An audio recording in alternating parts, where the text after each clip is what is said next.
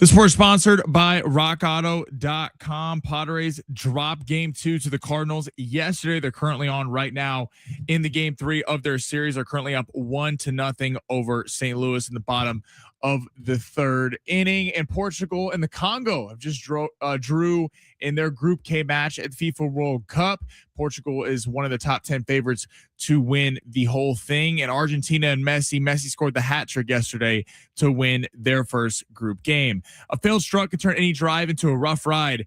When it's time for repairs, Rock Auto makes finding the right part easy. Shop name brands at lower prices and have parts shipped directly to your door. All the parts your car will ever need, Rock Auto.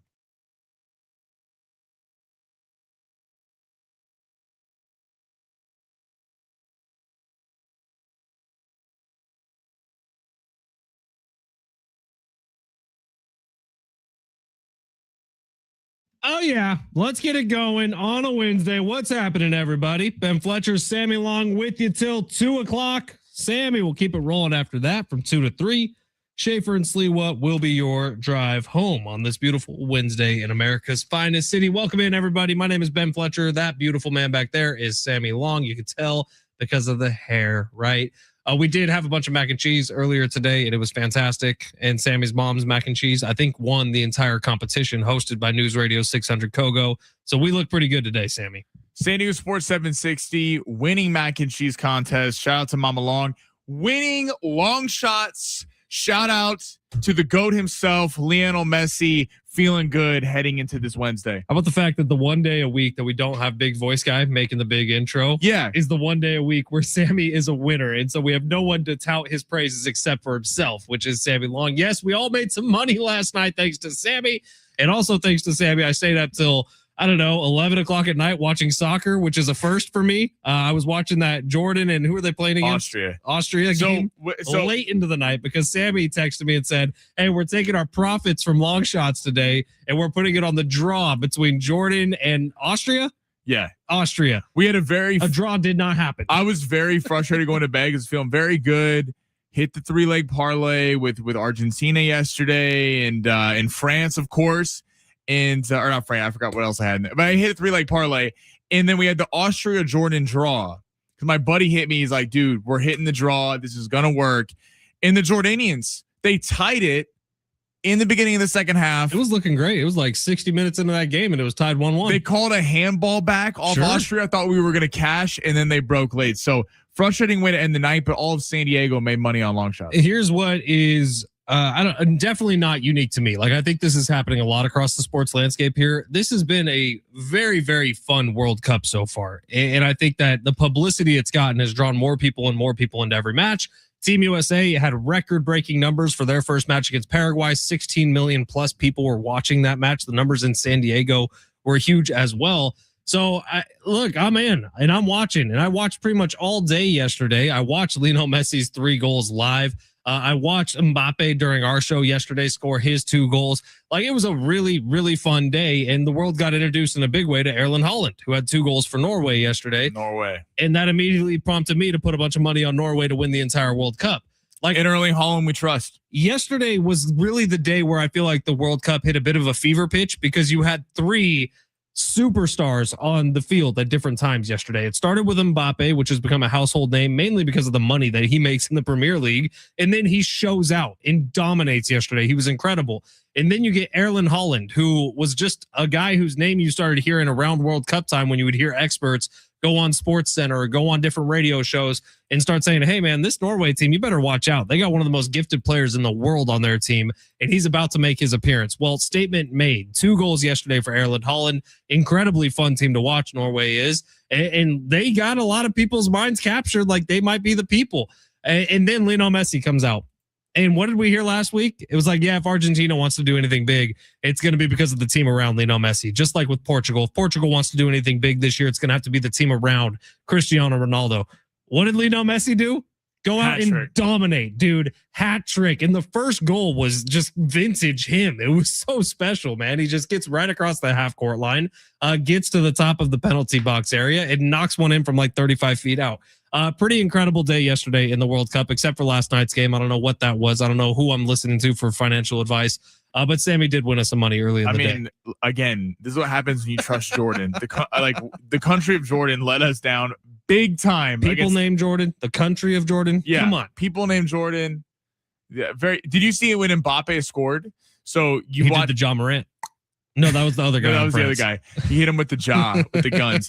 But no, he on his first goal. Have you been watching? Oh yeah, he played the flute. He did what he did. James in the Corden. Car. Yeah. There's this after hours James Corden show, and Mbappe actually did his celebration. Extremely tough. I'll tell you, the production surrounding the World Cup has been really, really fun this year. Like Zlatan Ibrahimovic, who was the madman on the soccer field for years with whatever team he played with overseas, but Zlatan Ibrahimovic has made a new star of himself on TV, and he's been a ton of fun to watch. They're doing a really good job with it. I'm safe to say I've been pleasantly surprised by everything about the World Cup this year. And I'm fully in. I'm fully invested. And look, if you're not in yet, I'm not telling you what to do, but it's a lot of fun if you just buy into it and start betting on it. By the way, soccer games are so much more fun when you have money on the line. Yeah. Like I'm watching yesterday thinking like, oh my God, can you please just hold this 3-2 or 3-1 lead? It's the only time I was rooting for there not to be scoring. Like in Sammy soccer. put money on Norway to cash at -1.5. Can you please just hold this lead? I know the World Cup really has been. Maybe it's because it's on home soil. Maybe it's because America, that's a big part of it, after their first game, actually looked really good. Like you're watching games at Gillette Stadium, which is very familiar to all of us. You're watching games at Levi's. You're watching games at SoFi. Right. I think that's played into it. And it's obviously only been one game, but America was scoring. Like that has been I think when you're trying to draw in new fans of soccer in a sport that, let's face it, can be a little boring at times, can be they have draws we're not used to in American sports. There being ties in games that just doesn't typically happen. And the fact that the American team came out, scored 4 goals, night one, and there's kind of a buzz of not only just the World Cups here, but America could actually go do something in the World Cup, which I think has led to a really fun last week here. All right, coming up on the show today, it's a big one. And by the way, over the last few shows where we've had a Padres game going on during our show, our YouTube chat has just been a bunch of people kind of getting together and talking about what's happening in the Padres game. More than welcome to do that today. We'll see them all. We're watching along with you, of course. But we are going to be talking about a bunch of different stuff today. And if the Padres finish up probably around the time Sammy's show gets going, he'll have full post-game reaction and everything to it. But today, we do have a pair of tickets for you to go see Maren Morris. If you're listening to the show yesterday, you know how you're going to win those tickets. You're going to win them on the Talkback mic, which is on the free iHeartRadio app. Just listen to San Diego Sports 760, tap the little red microphone icon, and answer this question. Street fight, no weapons, starting on their feet. Mike Tyson or John Bones Jones? Text line got very feisty with this yesterday. Well, I want the Talkback to get very feisty on this today. We're going to pick a random winner coming up at 1:45, but start getting those in. We'll play them throughout the show today. Wait, and this is not just one fight. This is if they fought 100 times. Or this is one fight. This is just one fight. I'm saying street fight. This is they're both meeting each other, maybe in a dark alley somewhere. No rules, no weapons, street fight. John Jones, Mike Tyson, who wins? Let us know on the Talkback mic. A lot of different ways you can go with this. It was very split on the text line. People felt very passionate about one fighter or the other. I would imagine it's going to be very split on the Talkback mic. If you don't, Sammy, give best Mike Tyson knockout ever. Trevor Berbick. Go YouTube that right now. For John Jones, a lot of submissions in John Jones. He had a leg kick on somebody. Who did he knock out with a leg kick? I can't remember, but a gazillion dudes. Just look up some John Jones. And a bunch of guys. Yeah. Look up some John Jones highlights on YouTube and then come to us with your fully formed opinion on the Talkback mic. We'll pick a random winner coming up at 1:45 today. All right, let's get to the big three of our number one. Coming up today, we got NBA drama. LeBron and the Lakers are renegotiating. We got some college football / NFL drama with Brendan Sorsby. We got some great sound from Louis Riddick on that. Plenty to go on the show today. Let's get to the big three of our number one. Sammy, smash. Your lunch break is here. Ready to go back to the office and knock the socks off your friends? I mean, coworkers? It's time for the top stories of the day. The Big Three. U.S. Open starts tomorrow. I can't believe I haven't mentioned that yet. Have you seen the wind projections at Shinnecock, Sammy? Yeah, it's going to be absolutely crazy out there. It's going to be like 25 miles an hour come Sunday. And there's rain tomorrow. This is going to be awesome. I'm excited that we're getting a golf tournament where the weather is going to play into it. Like, I know some golf fans are like, I don't want to see that, but I think that adds an element to it of who really can battle through, because each day is so unpredictable. 3 golfers total out of like 690 or something. 3 golfers total have teed it up for a U.S. Open at Shinnecock Hills and finished their rounds finished the tournament under par. Absolutely crazy. That's all you need to know about Shinnecock Hills. And probably not going to happen this year. Can't wait for it, man. It's going to be a ton of fun. Where are we going, Sammy? All right, let's stay with that U.S. Open, actually. So Scottie Scheffler said he is not motivated about the Grand Slam. Shut up. If he has the ability to win a Grand Slam, and obviously that puts you in a little bit of a different category of whatever sport you're playing, whether it's tennis or golf. But he's not motivated personally by the Grand Slam in this tournament. Now, the books have not. He is the favorite out at Shinnecock for the U.S. Open, except the books have went from a plus 275 favorite. He has dropped all the way to a plus 550 favorite, and they believe he could drop even more to almost a 7-1 favorite. So maybe that's due to the weather, maybe that's due to action coming in on other golfers. What do you make of Scotty's comments ahead of this? Scotty can kick rocks a little bit on those comments. If it doesn't motivate you, you're probably not playing for the right reasons, I would assume. Now, Scotty is incredibly talented. Sammy and I were talking about this a little bit before the show. I don't know that he has the right bravado, the right mentality to be like that star, that dominant star. In fact, Scotty's one of those guys who I could kind of see maybe stepping away from the game a little earlier than he needs to, which is a bummer, because when you have that kind of talent, it's like you want to see that person dominating at the top, and we just simply haven't seen that. Now, I do think that the odds reflections are a little bit more on the U.S. Open is so wide open each and every year. It has more out of nowhere winners than any other tournament because the courses are simply just that hard. So you can't just rely on being a great golfer. You have to be a great golfer who also gets hot. And so last year, J.J. Spaun winning the U.S. Open. Where was that? Oakmont? I think it was Oakmont. He was kind of putting together a decent year, but remember, he was like almost out of golf. And then he got really hot for a week. And that's what happens at the U.S. Open. Because of how challenging the course is, because there isn't Tiger Woods playing where he's on fire every single week, it's just going to be whoever's hot this week. It's an impossible tournament to bet, by the way. I'm doing my best. Impossible tournament to bet. These are funny comments from Scotty because, look, I like Scotty. I'm a Scotty fan. But it is, Ben, to your point, it's kind of odd how he reminds me of a guy that's just great at what he does, not that he necessarily loves it. And maybe that's not fair to put on Scottie Scheffler. He's obviously the best golfer in the world, or one of the best golfers in the world. But we've heard this before. Remember last year before one of the majors, I believe it was the Open, I can't remember which one, where he kind of was like, yeah, I've accomplished a lot in this sport. I'm just kind of out here playing. Like, you don't hear that killer instinct from Scotty. Now, on Saturday and Sunday when he's making a charge, it kind of comes out because he's so good.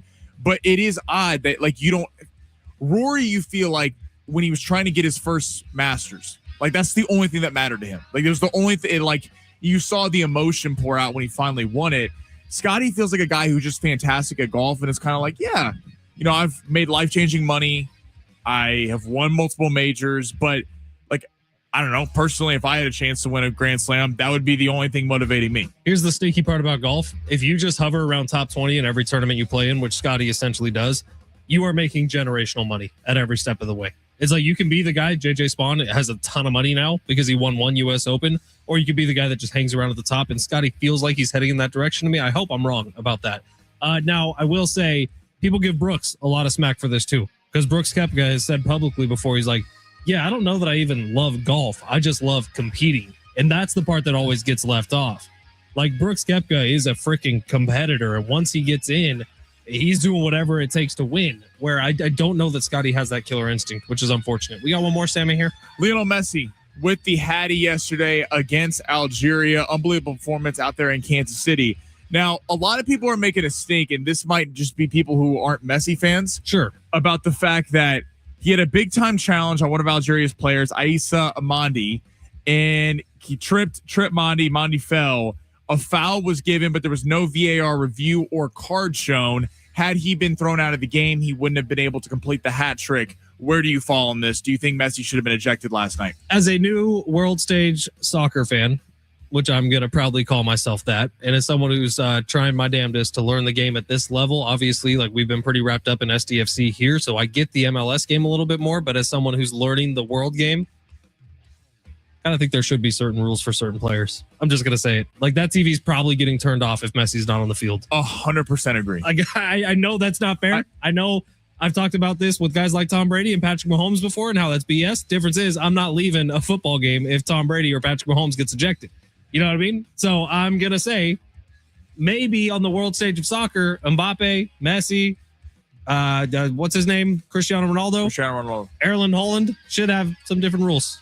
I know that's sacrilege, but I agree. I know I've heard so much about this today. People not celebrating what Messi did. Messi was unreal last night. Watching that game, and I know that they're much better than Argentina. They won in the last World Cup, but he was sensational. Like that first goal that curved in the top right corner, getting the hat trick. We want to see, not to be like facetious, but we want to see greatness. Like it's fun watching guys like Messi on the World Cup stage. You're trying to introduce soccer to an American audience. Yeah, no one wants to watch Messi get ejected unless you're a fan of Algeria. Sorry, as someone who loves football and basketball and American sports that are a lot more physical than soccer, I like seeing a physical part of the game. I think it adds something to it. It draws more interest in, at least for me personally. I think this is ridiculous. People ripping Messi today. I think we should be celebrating how great he was yesterday versus talking about a phantom non-card that I guess should have been shown. I agree. And that's probably the wrong way to look at things. But if Messi's not on the field, I'm probably not watching. Yeah, exactly. Let's save number 3 for the other side. The talkbacks have started to roll in. We're asking you in a street fight, who wins, Mike Tyson or John Bones Jones? Both in their prime, no weapons, no nothing, street fight, no gloves. John Jones, Mike Tyson, who wins? Let us know on the talkback, Mike. You could win a pair of tickets to go see Maren Morris. We'll play some of those on the other side. We're also going to start talking a little deeper about Shinnecock coming up next at San Diego Sports 760 live on the iHeartRadio app.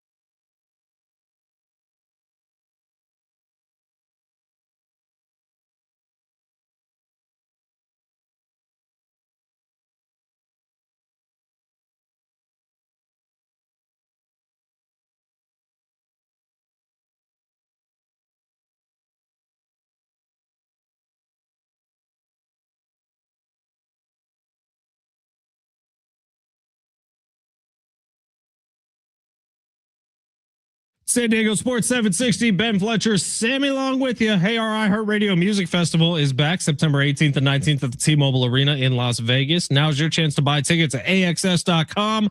Get them now before they sell out. On YouTube, SD Tyler says, who's going to the NASCAR race this weekend? The haulers will start arriving today.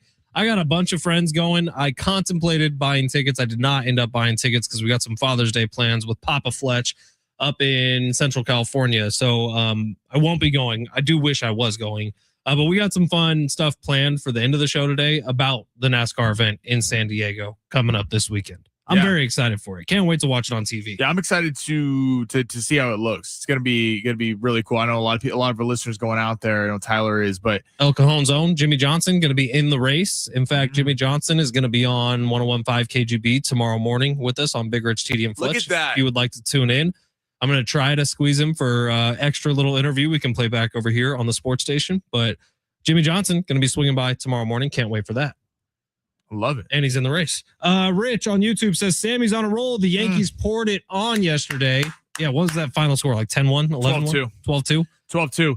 Davis Martin cannot pitch on the road. Gotta look at the split. It's fantastic at home. Cannot do it on the road. Thank you, Rich. I appreciate it. I'm glad you won some money like all of us last night. Brand new long shots coming up in a bit. And by the way, Sammy, if you'll allow me, I do have a top 10 finish parlay for the U.S. Open. I would love some golf picks. Maybe we could do that at like 145. Flat shots. Bam, bam, bam, bam, bam, bam. Speaking of Shinnecock, Shinnecock Hills is the home of the U.S. Open this year. Now, the U.S. Open has been at Shinnecock before. 694 players have teed it up in a U.S. Open at Shinnecock Hills in Long Island, New York. 3 of them have finished under par for the entire tournament. 3 out of 694 have finished under par at Shinnecock Hills. Only 2 of those, by the way, won because 2 of them happened in 1 year. Brooks Koepka was the last champion at Shinnecock Hills, and he was 1 over par in that. That was 5 years ago. Can't remember exactly when. But this place is, it's disastrous for people. It is one of the only courses in America that's like a true Scottish style golf course. So it's very much like a course you would see in the British Open, a link style course. And it's going to be hell for these players this week because of how windy it's going to be. Now, when wind is a factor in golf tournaments, it's always a problem. It's even more a problem on these link style courses because there's no trees or anything to knock the wind down. So especially putting gets way more challenging because with the ball not in the air, usually putting still isn't a problem because the wind is hitting a bunch of trees and getting much softer. When it happens this week, the wind will be ripping through everybody.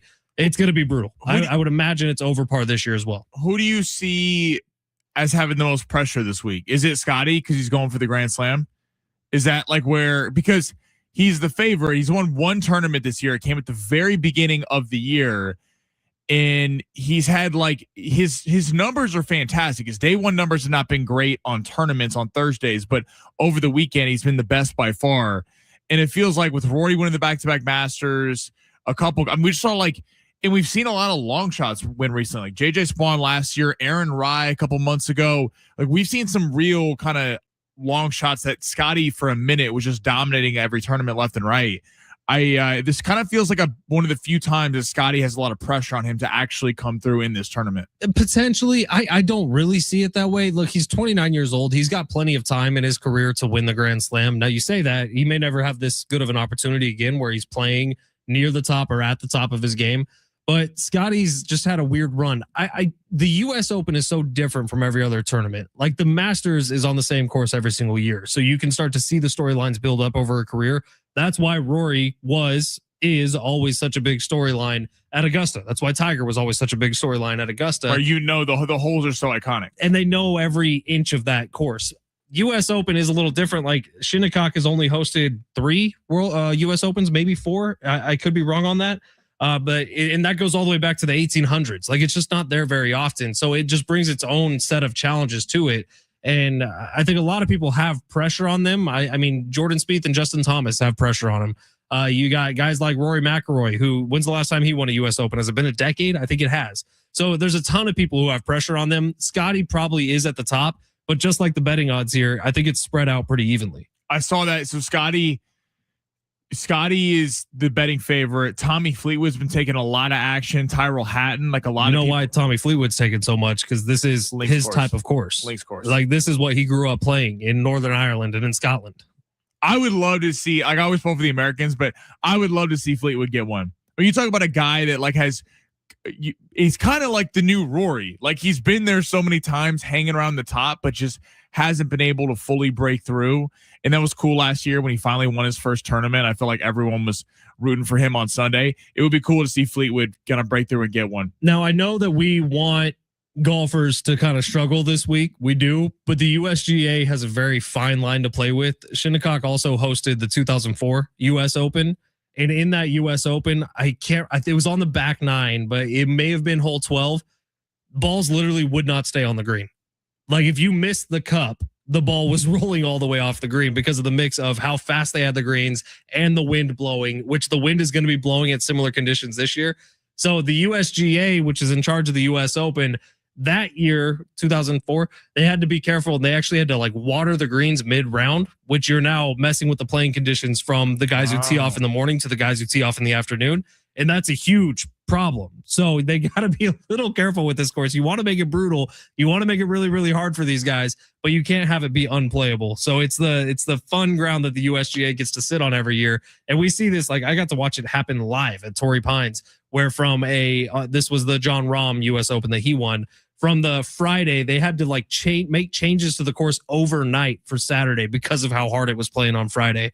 So I don't know. It's not a job I would want, but it's going to be a lot of fun. I got my 3 top 10 finishers. I'll give you a little bit later in the show today. Long shots coming up at 12:45. We're going to have some fun on the air here. Hey, LeBron James and the Lakers are in negotiations. Do you have thoughts on this, Sammy? We're going to hear it on the other side. Can't wait for it. It's San Diego Sports 760 live on the iHeartRadio app.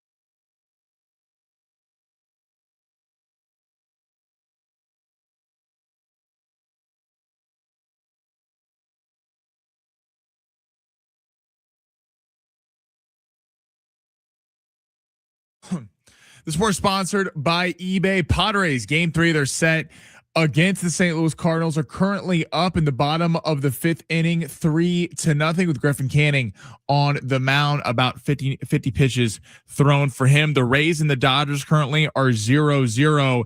Portugal 1-1 draw against the Congo, which is a big surprise today out of the World Cup.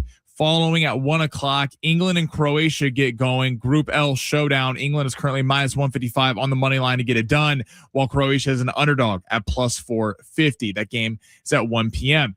eBay is home to millions of finds, and each one becomes part of your story. From your favorite vintage band tee to the dream car you've been searching for, or the foul ball you heroically gave away, it's all there on eBay. eBay, things people love.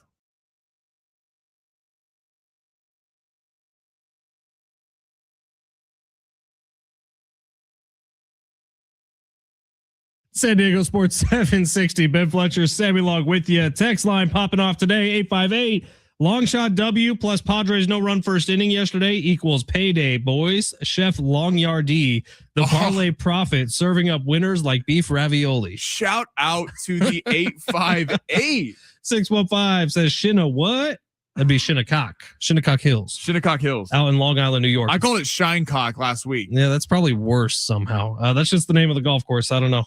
Sue me. 858 says, give me unplayable. Give me a winning score of 5 over par. Give me carnage. A lot of people are looking for that. I'm just telling you, if there is a hole where the ball literally cannot stay on the green, we're all going to have some complaints about it. And you're going to have to hear Scotty and Rory and Bryson and Brooks all complain about it in the post-game pressers. And you know what? Give me more Rory complaining. That's what he's the best at, if we're being completely honest. You and your Rory hate. Dude, he's just such a whiner. He's such a little bee. Rich on YouTube says Fletch just like saying the word Shinnecock. It's a great golf course. Yes, he does. He also says when Brooks won there, he was 1 over par. Yeah, isn't that crazy? 3 people all time in a U.S. Open at Shinnecock Hills have scored less than par for the total round. That's what happens when you play with the Shinnecock. That's what happens. No one's a winner there. No one's a winner. Can't wait for it, though. It's going to be a lot of fun starting tomorrow. If you want to see golf carnage, if you want to see freakouts, if you want to see Tyrell Hatton giving the old flip off to the greens, tune in tomorrow. It's going to be a ton of fun over the next few days. And I don't know, it's something perfect about the U.S. Open being on the same weekend as Father's Day. It's like, at least in my household, it's a weekend for the boys. Yeah, Pops and I bond over golf, and we're going to be watching the U.S. Open. We're playing some golf this weekend. It's Father's Day weekend. This is special stuff, man. It's going to be a lot of fun. All right, Sammy, the Lakers. Excuse me. I was about to say Brian Windhorst's name, and something just caught me in my lungs. But Brian Windhorst has the report that the Lakers and LeBron James have started negotiating a new contract that will keep LeBron with the team. Lakers fan Sammy Long, Lakers fans on the text line. How do we feel about that? I've gone back and forth. So I saw this news yesterday. At first, I was very frustrated. Can I tell you that, I don't care what the Lakers do. In fact, if you keep LeBron, I think it gives me more stuff to talk some smack about the Lakers with. This is not a good idea. It depends what the money is. It's LeBron James. You really think he's taking a discount? Well, so they're negotiating. So obviously the Lakers are not offering him the max. That would be a disaster. If the Lakers gave him a max level salary for 1 year, horrible move, makes 0 sense. You're going to have the same problems with the roster that you had last year with lack of bench pieces, surrounding LeBron and Luka. And we'll see if Reeves is back. He's obviously not taking a vet minimum, which would be, I think, even the most LeBron hater coming back on a vet minimum would love, because he still plays at an extremely high level and you're not ruining any cap space. The mid-level taxpayer exception is where you make 10 to 15 million, which would kind of be a sweet spot. Which those were the rumors of him potentially going to the Warriors. That's what the money would be. That's what the money would be. So if the Lakers got him for that, I'm all for it, because he still can play great basketball. He was the best player in that Houston series when the Lakers took him down. But part of me also is I really want to start the Luka tenure. LeBron, he did what he had to with the Lakers. He won a championship. He brought the franchise back to relevancy because it was awful there in the 2010s after Kobe and Powell won their last title in 2010 against the Celtics. But it's I'm just kind of surprised because, listen, if LeBron's coming back, I want Reeves back. How are we going to outfit this roster? What is the next move? Because it can't just be run the same team back and expect that all of a sudden you're going to beat Oklahoma City or San Antonio. Yeah, we never know what would have happened had Luka been there. But at the end of the day, I think the Lakers might have won a game or two. They weren't beating OKC over a 7-game set. My whole thought on this is actually something you pointed to, like the Luka era getting going. I don't think LeBron coming back, no matter what the money is the best thing for the Lakers' future. Like, you would be not wasting, but pushing off another year of Luka's prime to have LeBron back for one more season. And I don't know that it gets you that much closer to winning a championship. That's why I've kind of been a proponent. If you're rooting for the Lakers, you probably want to get rid of Reeves too, because he doesn't fit the style of what Luka needs around him. Like, if you're going all in on Luka Doncic, go all in on Luka Doncic.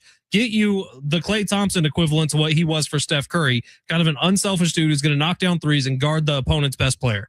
Find you a big guy like Pau Gasol used to be for Kobe, an unselfish big who's going to get you 12 to 15 rebounds a game, can put up 30 if you need him to, but probably is going to be hovering around that 15 to 18 point, but he's going to be a bruiser. Like, that's what you need to surround Luka with, and then he's free to go get his 40. If you bring LeBron back, that's a mouth to feed. No matter what he wants to say about being a better team player and passing the ball more and all those things, it's another mouth to feed. If you bring Reeves back, he has a pretty similar skill set to Luka, except he's not as good and he doesn't play defense.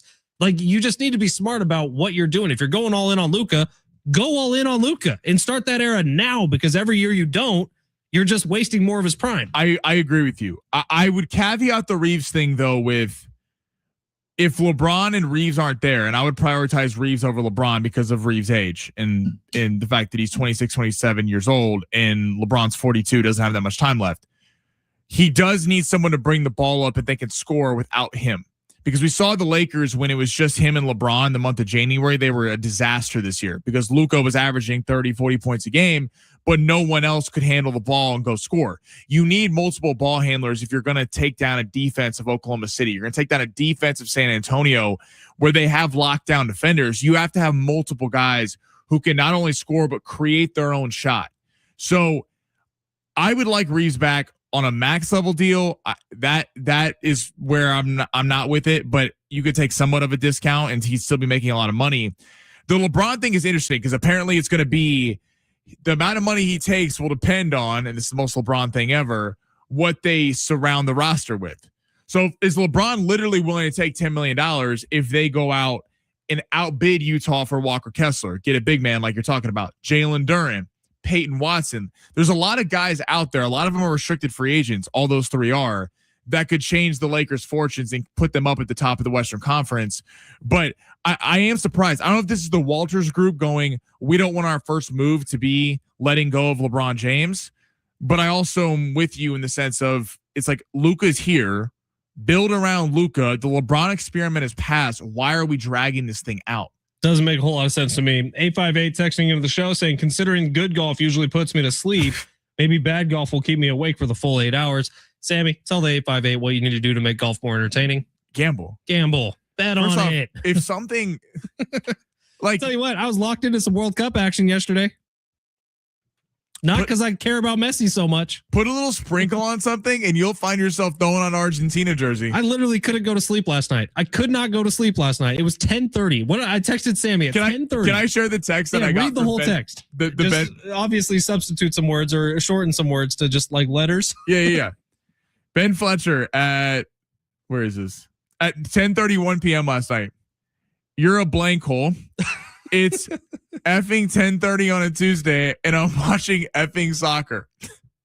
Because Sammy convinced me to bet on the draw last night, and it was 1-1 at the time I sent that text. That's what happens when Austria and Jordan kick off at 9:00. Dude, I am a 9:30 max bedtime guy. I am in bed, 10 toes up, snoring next to my dog at 9:30 on 99% of the nights. Last night, couldn't go to sleep till 11 o'clock, and it's Sammy's fault. I know.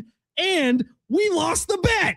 We didn't even win. Listen, again, the Jordanian backline really sold us late. I mean, you talk about not being a nickel for every time I'd heard that, man. Not being a comprehensive unit. I mean, very frustrating. But listen, last night I'm like sitting there and I'm like, the Padres played early. I was watching some of the Dodgers Rays game, and I was like, you know what? I watched Argentina, and then we had Jordan, Austria. I'm all for soccer in the World Cup at 9:00 at night. Sure. That's the game, by the way, that Sliwa and Schaefer are going to on Saturday. The 9:00 game? It's because in Monterey. I'm so glad we're not going. at Monterey, apparently it's hot. So it's hot Dude, in Monterey. It is 9 p.m. in Mexico. I'm not at no damn soccer game. I am at the bars. All right, Sammy, let's play a talk back here before we get to your log shots. We're asking you this: Mike Tyson, John Jones, street fight. Who wins? No rules, no weapons, just the two of them. We'll pick a random winner coming up at 145 for those Barrett Morris tickets. Sammy, smash. What's up, guys? Marcus from Oceanside. John Jones is a different human being. Not even in Mike Tyson's prime would he be able to defeat John Jones in a street fight. It's just, there's levels to this, boys. Thank you. John Jones is a different type of man. Was it Marcus? Marcos, thank you for listening to the show. I appreciate you, man. Yeah, send him in. I'm curious where people go with this because, again, John Jones has more ways to win. So I understand people going with John Jones and that he has, if he gets Mike Tyson on the ground, it's over. But Mike Tyson, no glove, might kill you with a single punch. In that little, where he'd have his gloves up to his head and that little uppercut. Just bull rushes you too. Like, you're not stopping that. That's what I don't know. All right, it's San Diego Sports 760. Sammy's got a brand new lineup for us to put in. It's Long Shots coming up next, live on the iHeartRadio app.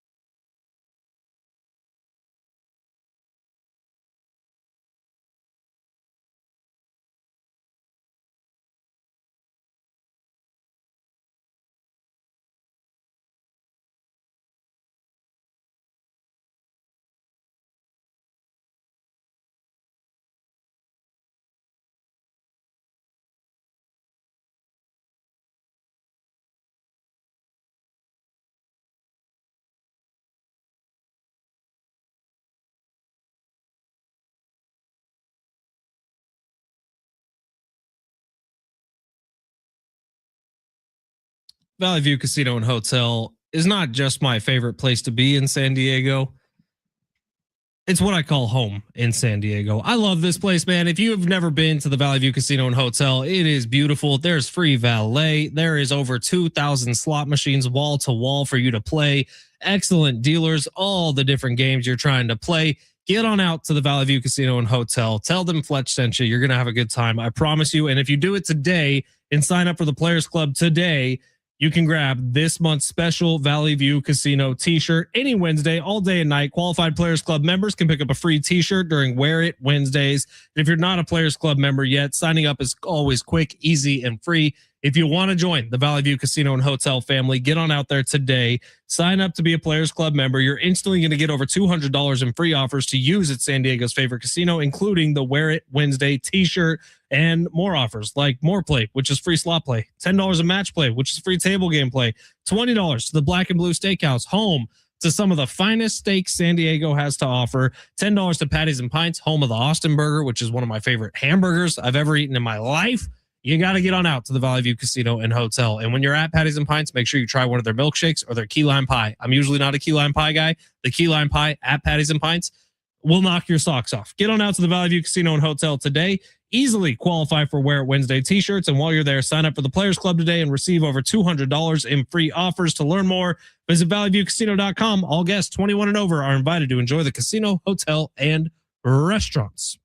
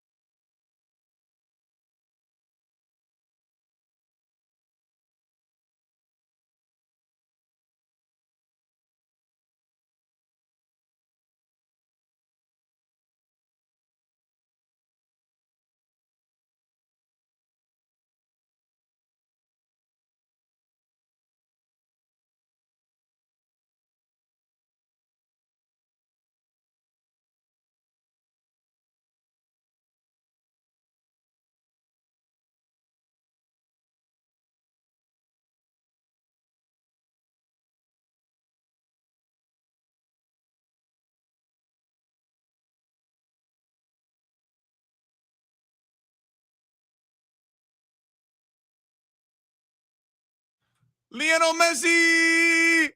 We are your home for the World Cup here in San Diego, here on San Diego Sports 760. Messi with a hat trick yesterday. It's not Messi. That's more Cleany. If you ask me. Cashing long shots. Erling Haaland putting together a couple. Dude, Erling Haaland's a bad man. I'm telling you, that dude might be an actual Viking. He might be an actual Viking. Team USA's next match versus Australia. You're going to hear it right here on San Diego Sports 760 this Friday. Coverage will begin at 11:30 a.m. 2026 World Cup coverage living here on San Diego Sports 760. As a matter of fact, we're going from 11:30 a.m. all through the end of the games on Friday. You'll listen to them all here on San Diego Sports 760. In fact, Sammy, tomorrow we may need to come up with a juicy little parlay just for Friday's games. Oh, yeah. We're going to have a lot of action on World Cup this weekend. I like it a lot. If you're looking for it, Padres are up 3-1, bottom of the sixth inning. Sammy, let's get to long shots. Go ahead and smash it. You looking for some luck? Want to win big? Gotta play big. You are so money and you don't even know it. Time to take a chance Say that me and his man. with long shots. 858 on the text line says Mike Tyson all the way. He'd eat both of his ears off. Good call, 858. Spanner Holyfield. If you want to qualify for tickets to go see Maren Morris, do that exact same thing and just do it on the Talkback mic on the free iHeartRadio app. Open up San Diego Sports 760. Tap the little red microphone icon and tell us about Mike Tyson and John Bones Jones. Sorry, we have a guest coming up at 1:30 that I just got confirmation with. Derek Togerson's going to be jumping on. Toads. Talk a little World Cup with Togs. Okay. How about that? DT. Not Derek Thomas. Where are we going, Sammy? All right. We're heading to Seattle. Seattle and the Baltimore Orioles. Now, I'm loving the value we're getting here at 7.5 with the run total. We're smashing the over in this game. Okay, George Kirby. Now, the name George Kirby, he's been a very good pitcher for the Mariners so far the last few years. Problem is this year, he has allowed 5 or more hits in 13 consecutive starts. So that he's given up 89 hits and 84 innings of work. And he's allowed an American League high 181 hits in the 2024 season a couple years ago. Look, this is a team that ranks in Baltimore 13th in power, 18th in batting average. But considering yesterday's game was 3-1, George Kirby has been giving up a lot recently for the Mariners. And Kyle Bradish, who's going for the Orioles, has an ERA north of 4. That team is filthy. Pete Alonso, Gunnar Henderson. We just saw him over the weekend against the Padres. They have some pop in those bats. They can hit a little bit. And against this Mariner team that's kind of been up and down, only 2 games above 500, but we know that the Mariners have a lot of talent. I like the over 7.5 runs in that one. All right, we're heading to England and Croatia. Get your bets in, ladies and gentlemen, because we're 8 minutes away from kickoff. We're going straight up. Give us England on the money line, -150. Okay. We saw all the stars show out yesterday. Mbappe for France, Erling Haaland for Norway, and then Messi, of course, with Argentina. Ronaldo did not show out today, but Harry Kane. I think we're all forgetting about how good Harry Kane is. Harry Kane has been one of the best players for England for it feels like decades now. And Jude Bellingham is 22 years old, is kind of the new star for England. He had a really clutch goal in the group stage of the last World Cup for England. Listen, Croatia plays a very physical style of soccer, and they're projected to finish second in the group behind England. But they're getting up there in age a little bit. Modric, their stars, up to 40 years old. And I think we're over-evaluating the physicality of Croatia. I wouldn't be surprised if this is 0-0 at half, but England breaks through late. So give me England on the money line, -150. And let's go to Ghana and Panama. This is one of the tightest. Panama. Yeah, there you go. This is one of the tightest odds that we're getting in group play recently. I'm liking both to score at +105. Antoine Semenyo is leading the attack for Ghana. He's fantastic. He's had a really good second half of the season with Man City. Ghana has just really good attackers. They're kind of a nonstop onslaught for full 90 minutes. And Panama has allowed a goal and scored in 5 of their last 6 friendlies. So both these teams score at will. Ghana's fantastic, but Panama has a pretty good offense. Again, 5 of the last 6 friendly matches before the World Cup, they have both scored a goal and given one up. So I like both teams to score here for Ghana and Panama, plus 105. I think Harry Kane and Jude Bellingham get it done against the Croatians, minus 150 on the money line. And I like the Baltimore Orioles as well as the Seattle Mariners, the over 7.5 runs. And you know what happens when Sammy wins one? We go double units the next day. Of course. And so we're double units today for this one. And I'm looking forward to it. Hey, one of my favorite parts about the World Cup that's been going on has been all the people from like Europe and Africa and Scotland and everywhere who's come in to watch the World Cup and go to games here in the States or in Canada or in Mexico, but specifically the United States. The videos of them going to American fast food places. I know, and like loving it. It's hysterical. I saw some English bloke yesterday who went to Bloke. Yeah, that's what they call each other. It's a term of endearment. Went to a Panda Express, and you know how Panda Express has their drink sizes, and like the medium is actually kind of huge, right? And he was like, "This is a blimey medium." Oh my god, I almost peed. I was laughing so hard. How about the Scottish who come in? They're playing in Boston. Did you see that story? They drank all the beer, like at bars. The bars are out. The bars are like, we have no alcohol to serve because they've drank so much. ESPN did an interview with one of the like GMs of one of the bars that's around Gillette Stadium that a bunch of Scots went to pregame the game, and he was like, we ran out of Sam Adams. They drank all of our Sam Adams, and it was like, I guess, a hub for where Sam Adams, Boston's Lager, will send their beers. And he's like, all we had left was Bud Light, and then they drank all of that too. He's like, I don't know. I've never seen anything like this. He said the tab that they ran up was 4 times what it is for Patriots games. 4 times. 4 times as much as they usually sell out for Patriots games. And Boston are known to having a few drinks themselves. Right? Like Patriots fans party, dude. And the Scots came in and just drank the place dry. I know I'm going to Scotland in like a month. I can't wait. I'm going to try to challenge somebody. Yeah, you're going to go rep us over there. I'm going to drink one of their bars dry. You see Lamine, I have to drink nasty ass Guinness. Lamine Yamal, the star player for Spain, he went to a Walmart in Georgia, and he's just walking around with a cart. And it's funny because like in Georgia, like no one knows who Lamine Yamal is, or at least it's not a household name. But if this was in Spain, he'd be getting mobbed. Like you could not even walk, and he's walking around by himself in a Walmart. I do have a theory on why like Scottish people came and drank out Boston, like drank the bar dry. You know, in Europe, they like drink their beer warm. Yeah, what's with that? Or it's not warm. It's like room temp. Like that's not. No, it's not the way to go. No, warm beer is nasty. No, you got to have it ice cold. The real bars that separate themselves from average bars. Tell me about it. Are the ones that give you the icy mug. That's frosted mug. A frosted mug already frozen. So the beer's in there and it's like you're in an ice bath. My wife will never understand and does never understand why that, like when we have people over, I have our pint glasses in the freezer. And it's been multiple times. You're a great host. She always will take them out. And I'm like, no, those are supposed to be in there. I didn't accidentally drop mugs into the freezer. Yeah, no one wants hot beer. So every time I have like Pops comes to town, there's always going to be mugs in the freezer. Anytime I have buddies coming over, there's going to be mugs in the freezer. The only time you have hot beer is if it's like the 4th of July, the end of wherever you're at, and the 12 pack is running dry and it's the last couple ones that heat up. You don't just serve hot beer. All right. Talkbacks, get them in. If you want to win Maren Morris tickets, you got an hour to get these talkbacks in. We got a few more that will play in hour number 2, but Mike Tyson, John Jones on the scree, 2 wins in a street fight.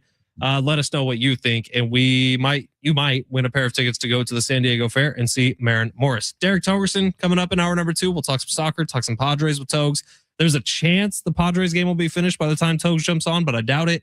And we'll get into all sorts of fun stuff coming up in hour 2, including starting with some juicy sound from Louis Riddick talking about that Brendan Sorsby situation. Let's get it on the other side. It's San Diego Sports 760. You're listening live on the iHeartRadio app.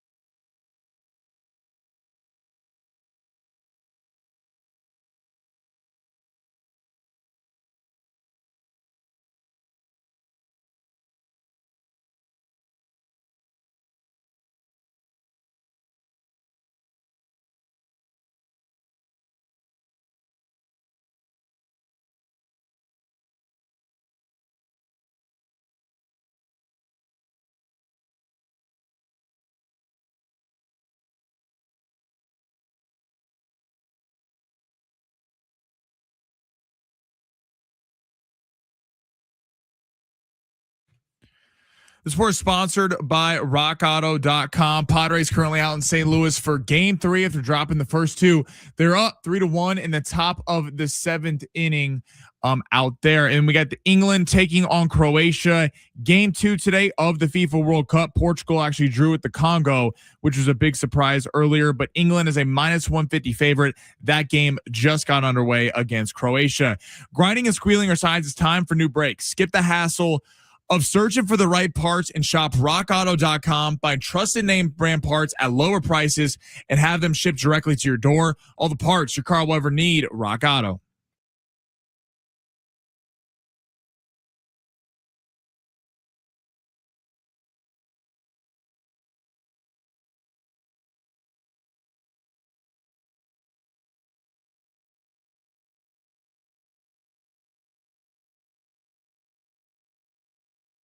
San Diego Sports 760. Ben Fletcher, Sammy Long with you till 2 o'clock today. Sammy will keep it rolling after that from 2 to 3. Schaefer and Sliwa will be your drive home today. Hey, something I just learned, which I don't know if this was common knowledge. Maybe I'm late to the party on this. Did you know that for the last couple of decades, like the last 20 years, Chicago Bears players weren't allowed to curse during training camp? What? Yeah. The Chicago Bears had a strict no cursing policy for their players for the last couple of decades. Longtime owner Virginia Hallis McCaskey instituted this rule. Ben Johnson, one of the first thing he did when he got to Chicago was take that rule out. Right. I mean, first off, watching that offense with Mitch Trubisky for years made you want to curse. So, yeah, listen, there's a new man at the helm who knows what they're doing. And look, the Bears are actually relevant again. When's that going to happen to radio? Dude. We're all adults here.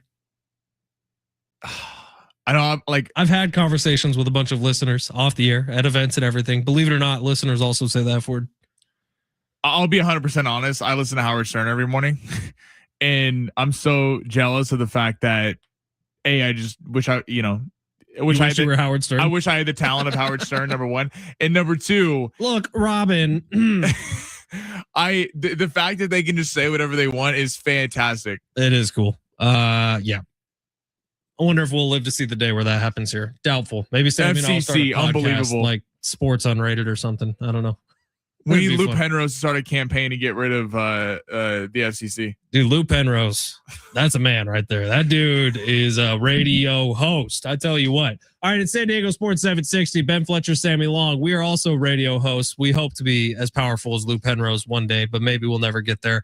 But we do have Derek Togerson coming up at 1:30. Talk some pods with Derek. Talk some World Cup with him as well. Maybe this Padres game will be wrapped up by the time he gets on, but I doubt it. We will also be talking some Brendan Sorsby right now. So if you're not caught up with the drama, we talked about it a lot yesterday. It's going to be one of the biggest stories in sports. I promise you that. It already is big, but it's going to get very, very mainstream once an NFL team takes him, right? And that's what it's coming down to. So if you haven't been following the story, Brendan Sorsby, a quarterback with Indiana his freshman year, had placed over 9,000 bets between then and now. Now, heading into this year, he was slated to be the new quarterback of Texas Tech, one of the best quarterbacks in college football, projected to be one of the best teams in college football. All of this sort of comes out after he had committed to Texas Tech. We learn that there's going to be a 2-game suspension. Hold the phone. NCAA going back to the court saying, no, you need to do a deep dive into this and figure out what the suspension is actually going to be. We're needing an answer by the end of training camps this year. Like, we need it before the season starts. Brendan Sorsby, thinking he was probably going to miss the majority, if not all of this season, decided to go into the NFL supplemental draft, where he will likely be taken by an NFL team and have a chance to crack a roster this year in the NFL. Louis Riddick of ESPN gave some of his thoughts on this situation. I think Louis hit the head of the nail on the hammer. No, that's not right either. Let's just play Louis Riddick. Let's play Louis Riddick. Hear what he has to say. Look, you've heard me talk about this numerous different times, okay? There's the football character piece, there's the personal character piece, and then there's the physical skills piece. Before we even get to the physical skills, we're talking about personal character here now, okay? And football character as it relates to how does he get on with the rest of the football team? Let's just put it this way. Locker rooms can tolerate a lot of things, and they have over the years, as Wood's going to talk about. we accept a lot of guys and all of their shortcomings into a locker room, and you're very forgiving of certain guys and as far as like their behavior, maybe things that they got into off the football field, because the one thing that you really do kind of like always gel with players about is this: we're here to win football games. And you trust that guys, when they go on the football field, all the stuff that maybe they're dealing with personally is left behind, because we're all out here trying to like establish our livelihood, take care of our families, win football games, because that's what the profession calls for. But this young man, now think about this. You bring him into your football team. As a football player, you're going to be sitting there and thinking, hey, look, you're going to be scrutinizing every single thing he does on the football field on game day.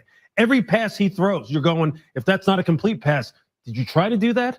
Are you betting on us? Are you really are we all rowing in the same direction here? Are you looking out just for yourself? Are you want to take, like, there's a lot of things. Look, I think Todd Monken said it best. This is a slippery slope.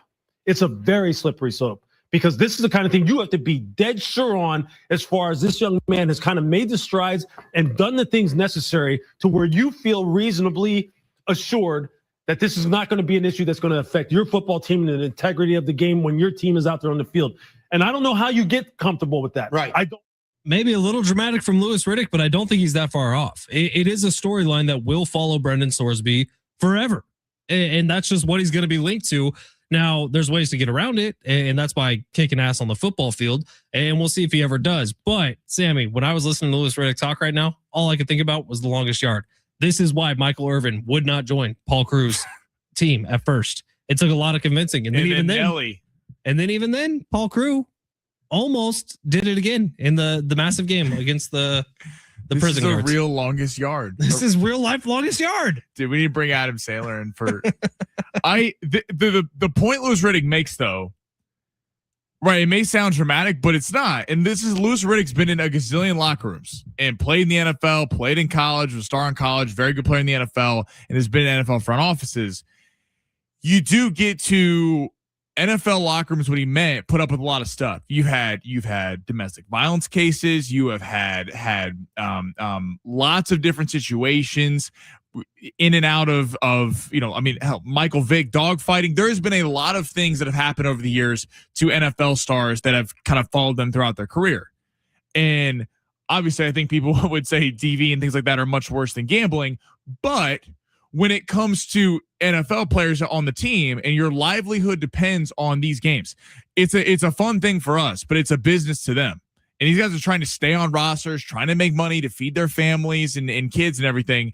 And you are wondering if this guy is your quarterback.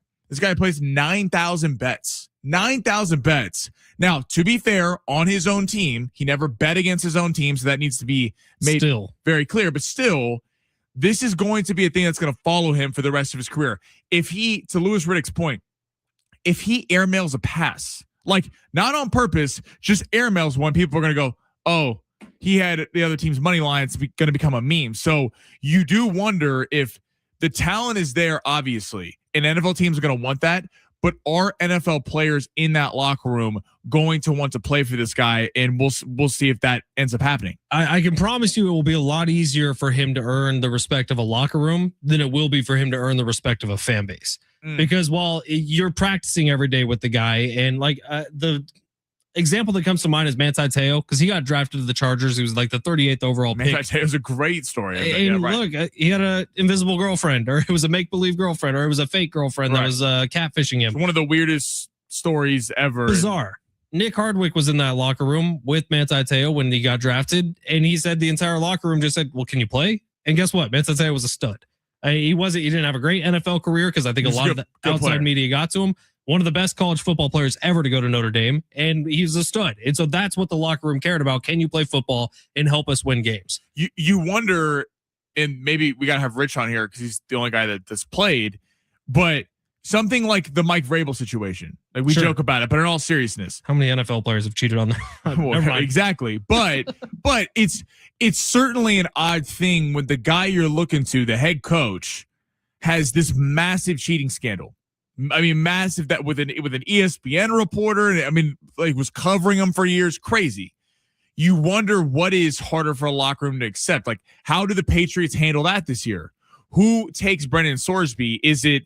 Do people go, you mess with the sanctity of the game by gambling? Because all these other things are, can be morally wrong, but they're happening off the field, whereas gambling actually affected, again, their livelihoods directly. I'm curious if gambling does reach another level in NFL locker rooms, that even a Mike Vrabel story of cheating on his spouse, people might question his moral obligations, but at the end of the day, do they really care? It's going to be a tricky one for him, and this will follow him around for his career. I would almost argue meme culture is going to be a bigger hurt to Brendan Sorsby than anything in an actual NFL locker room. But man, I don't know if I'd put myself up to it. I really don't. Maybe he's all better. Maybe he's completely cured. And hopefully he gets a second shot and he got a gambling addiction and turned his life around. And look, if you're a stud, you're a stud, and you're going to perform well in the NFL, and you will earn the respect of your teammates right away. But it is going to be that first pass that he airmails, or the first big situation that he has a total boneheaded rookie mistake, which everyone is going to have at some point, that all of a sudden the reporters will be asking about it. The memes will be made about it. The money symbols will be going up places. So it's a lot. All right, it is San Diego Sports 760. We're asking you today, Mike Tyson and John Bones Jones in a street fight, who wins? Let us know on the talkback, Mike. You can win a pair of tickets to go see Maren Morris. We'll get to the big three on the other side. Is that okay with you, Sammy? Yeah. I apologize. Got excited about the Brendan Sorsby stuff. Big three coming up next. Togerson, 15 minutes. We got a busy last hour at San Diego Sports 760 live on the iHeartRadio app.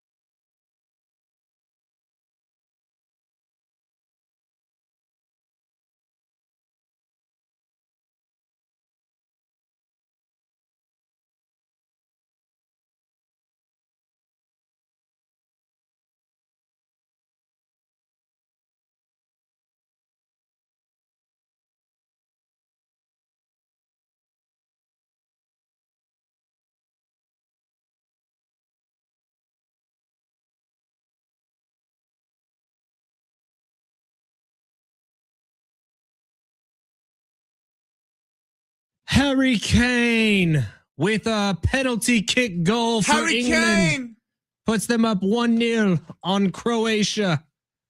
That's part of long shots, wasn't it? It was England ML. And didn't I say Harry was going to get a goal? You did. Harry Kane puts England up early in the 16th minute over Croatia. They got a 1-0 lead, and hopefully they keep that lead because Moneyline England was part of long shots. We did have a texter asking for long shots. It was that. It was the over in the Mariners game, and what was the other soccer? It was Ghana and Panama at 3 o'clock. I believe they get going, or 4 o'clock. Both to score. Both to score. Perfect. That's Should have long played some shots. DH coming out. That's a good point. But we had a little JT. That's good with England starting off like that. All right, let's get to the big three of hour number 2. Sammy rips through the top stories in the world of sports. We're still accepting your talkbacks if you want to win a pair of tickets to go see Maren Morris. Those tickets also get you into the San Diego County Fair. Leave us a talkback telling us who wins in a street fight, John Jones or Mike Tyson. We'll play those back as the show rolls on. Sammy, if you will, please smash. Your lunch break is here. Ready to go back to the office and knock the socks off your friends? I mean, coworkers? It's time for the top stories of the day. The Big Three. Subscribe to us on YouTube at San Diego Sports 760. Give us a subscribe there. You can watch our beautiful faces every single day. In fact, there were some new promo kids walking around the building, and apparently they told them that we're the best. Yeah. To which I responded, yes, we are. Yeah. Fletch goes, we're meeting new people, and he goes, we are the best. If someone's going to throw it out there, I'm just going to double down on it. Yeah, we're the best in the whole freaking building. You hear that? Don't interrupt us when we're on air. Come on. It's a strict no talking studio. Do not look us in the eyes. Be very Ron Burgundy about it. Imagine if we did that around the building, we'd just be getting... Come interrupt the show whenever you want. Yeah, that's the kind of show we have. We take all comers. Anyone is welcome at any given time. In fact, like if we have a troll on the internet, the first thing I do is invite him in. Can you imagine we hang went out up to for Mary an hour. Ayala and said, we're going to start a thing around the building. People don't look us in the eyes. Do you know how that would go in that meeting? Yeah. Hey, if you're looking here, you better be looking down. All right, Sammy, where are we going? All right, Joe Burrow. Speaking of someone who doesn't like people looking in their eyes, okay, unless it's Instagram models, Joe Burrow says he believes that this Bengals team reminds him of the 2019 LSU championship team. So he said, per quotes Wednesday, you go back and watch what I said before the 2019 season at LSU. I feel very similarly about this team. I'm so excited to get started and get moving. I wish we revamped this right into training camp so we can continue to improve. I feel like there's so much greatness we'll be able to achieve this year that I'm just excited to get going. Do you agree with Joe Burrow? Is this the equivalent of the 2019 LSU champions? Yeah, except his defense had Derek Stingley Jr. on it when he was at LSU. Dominant. Like people forget about that, by the way. Like the offense was high powered at LSU. It was fantastic. Jamar Chase and Justin Jefferson on that team. I have that right, right? The defense had Derek Stingley Jr. The defense was also stacked to the gills and was fantastic. That LSU team was one of the best college football teams ever assembled in terms of roster. If they didn't win the national championship that year, it would have been a disappointment. This Bengals team has a really good offense, at least skill position wise. Still have big questions about the offensive line, and still has a very, very questionable defense at best. And at questionable is at best, man. Joey B, I appreciate the confidence. I appreciate the swagger. You are a king. Might be a little overhyping yourself there, pal. Isn't it interesting how Joe Burrow has never had to play with a group of trash receivers? I know. Who is he without his receivers? Look, I think Joe Burrow's unbelievable. And as someone who's a fan of a team in the AFC, Joe Burrow scares me about as much as any quarterback in the league. Because the dude's a gamer. He's a gamer. In big situations, Joe Burrow steps up. But it is crazy. This guy went from Jamar Chase, Justin Jefferson, to Jamar Chase and T. Higgins. And Joe Burrow, to Joe Burrow's point, he has outfitted the team the exact same way. Star receivers, unbelievable. Great quarterback, an okay offensive line. Wasn't Clyde Edwards-Helaire also the running back on He that was team? the running back on that And team. he just destroyed everybody. To break Joe Burrow's heart, this is not the 2019 LSU Tigers. The 2019 LSU Tigers, are one of the greatest college football offenses ever put together. And that team went on a run, destroying Trevor Lawrence and Clemson, the Natty. this Bengals team, this is the NFL. In college, you can build it that way because you can have such a good offense that you're able to just win a certain way because you're that much more talented than everybody. This is the NFL, and you're not, even if you have the best offense in the NFL, you are not going to be able to implement that week in and week out in the playoffs when it's January and it's freezing cold and the weather plays a factor and other teams have really good defenses. I just don't see right now the defense being good enough. Dexter Lawrence was a good acquisition from the Giants, but that year they beat the Chiefs and went to the Super Bowl. The underlying part of that was they didn't have good corners, but Von Bell and Jesse Bates were the safeties, and they played that two shell that really gave Mahomes some fits. They don't have them anymore. I think Joe Burrow's talking out of his skis a little bit right now. Who next? All right, head of the NBA per ESPN. The Celtics and the Heat are heavily in on Giannis right now. Now, for the Celtics deal to happen, Jaylen Brown, it'd kind of be a flip. It'd be kind of straight up Giannis and Jaylen Brown, maybe a few picks in there, but to match the salaries. Per ESPN, though, Jaylen Brown is not interested in staying in Milwaukee if dealt for Giannis. So he'd play out his contract and in all likelihood head somewhere else. Where do you see as the best fit, for Giannis and for the Bucks? Because if you get the star back in Jaylen Brown for the Celtics, but you get accumulation of picks down in Miami. For NBA fans, I would say Miami is the place I would like to see him land. I think it's more fun and it spreads out the wealth a little bit. Giannis Antetokounmpo is the only person I would feel comfortable giving up Jaylen Brown for. I don't know why the Celtics seem so gung-ho on getting him out of town. It's very bizarre to me. I think Jaylen Brown is fantastic. But when you look at everything opening up for Giannis himself, more opportunity off the basketball court in Miami, more opportunity for a championship in Boston. I agree with that. I think it is interesting that Jaylen Brown is really disrespected by Celtics fans. I mean, a guy who, look, I know he got in a beef with Stephen A. Smith and was talking kind of crazy on his live stream, but Jaylen Brown was the finals MVP against Luka Doncic and Kyrie Irving, and then was left off the Team USA for Jason Tatum, his own teammate Drew Holiday, and Derek White, all whom he played better than in the NBA Finals. So this is a guy who's been doubted a lot. He averaged 29 points per game this year, was in the MVP conversation, kept the Celtics afloat until Jason Tatum could come back. I know they flamed out against the Sixers, but I'm kind of surprised that the Celtics are so gung-ho to get off him. He would be great, him and Tatum, but I think Miami's the place to go. Bam Adebayo and him would make a dynamic duo. The East is kind of open outside of the Knicks. I think there's not a lot of great teams behind New York. And, I mean, you get Tyler Herro back, you get a ton of picks. That's how you restart a rebuild, because it's not like the Milwaukee is some free agent destination. Quickly, let's head to the U.S. Open. What is the most interesting storyline for you heading into Shinnecock tomorrow? It is Shinnecock. It's how the course is going to play. There's supposed to be rain in the forecast tomorrow. Wind is going to really pick up by the end of the week. I think it's how the course plays and who is going to adapt to it the best. I don't know that there's some big player narrative that I can get behind outside of the fact that, like, JJ Spawn won a U.S. Open, and it seems like the U.S. Open is kind of where you get some underdog names pop up. I think it's an impossible tournament to bet, but the course is the storyline, which is how it should be in a U.S. Open. Torrey is the story when it's at U.S. Open. Pebble is the story when it has the U.S. Open. Shinnecock will be the story this week, and I can't wait for it. I'm looking at the live guys, Rahm and DeChambeau. Bryson's missed the last two cuts at majors. Just about to say that. Missed the last two cuts, has not been playing his golf. Remember that whole kind of stink he made about how I don't need to go back to the PGA Tour from I'm live. going to be a YouTube golfer. I'm going to be a YouTube golfer. And the PGA Tour is kind of laughing right now because the last two majors, he hasn't even not only not been winning, but hasn't been a factor on the weekend. So, by the way, Bryson's plus money to miss the cut this weekend, which is interesting. And John Rahm was one of the runner-ups to the PGA Championship. So I am curious, like there's been so much made about the PGA Tour and the live guys, and it feels like it's still Rory, it's still Scotty, it's still Aaron Rai, who just had a massive upset, JJ Spawn. It's the PGA Tour guys who are still winning. Are any of the live guys actually going to establish that, hey, we're here to stay, and the fact that we're back is a problem for the rest of you until they actually win a major?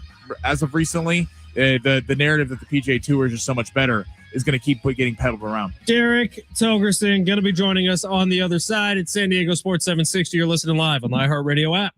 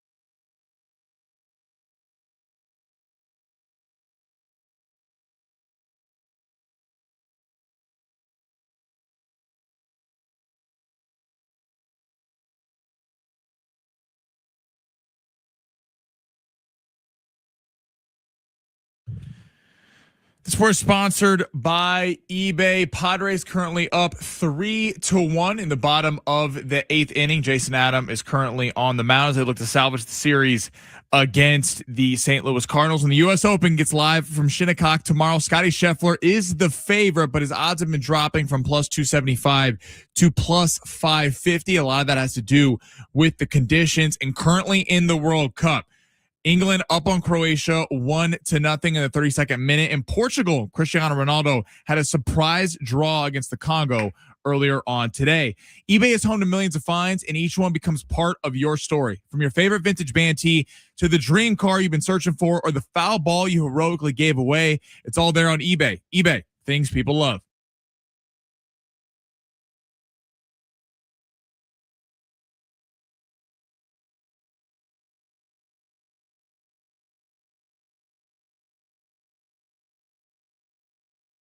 San Diego Sports 760, Ben Fletcher, Sammy Long with you till 2 o'clock. We got Derek Togerson from NBC7. He is here. Togs, it's been a minute. How are you, pal?